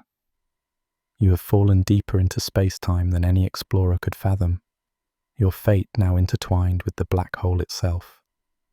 What remains of you will join the mass and energy at the center, contributing to the ever-growing, ever-silent gravity well. In these final instants, as your ship and your body are stretched and compressed beyond recognition, you allow yourself a last reflection. You recall the stars and the worlds you left behind, now impossibly distant. You think of how far you have traveled into darkness and the marvels you witnessed, the whirling ergosphere, the stillness of the horizon, the strange theatre of space-time inside. There is a sense of completion, of inevitability, as you approach your journey's end. In a gentle, surreal way, you feel yourself becoming one with the black hole, your story melding into its endless night. And so, with scarcely a ripple or sound, you pass into the singularity's shadow. What happens beyond this point is unknown, a realm where our understanding ends. Perhaps this end is, in some way, a new beginning, or perhaps it is simply a quiet conclusion written in the fabric of the universe. Your voyage has carried you into the heart of the abyss, into a place where time and space lose all meaning. As this chapter of our journey draws to a close, we drift in the ultimate darkness, leaving behind only curiosity and the faint echo of imagination. The story pauses here, suspended in the silence of the black hole's core, awaiting the next chapter of discovery to unfold.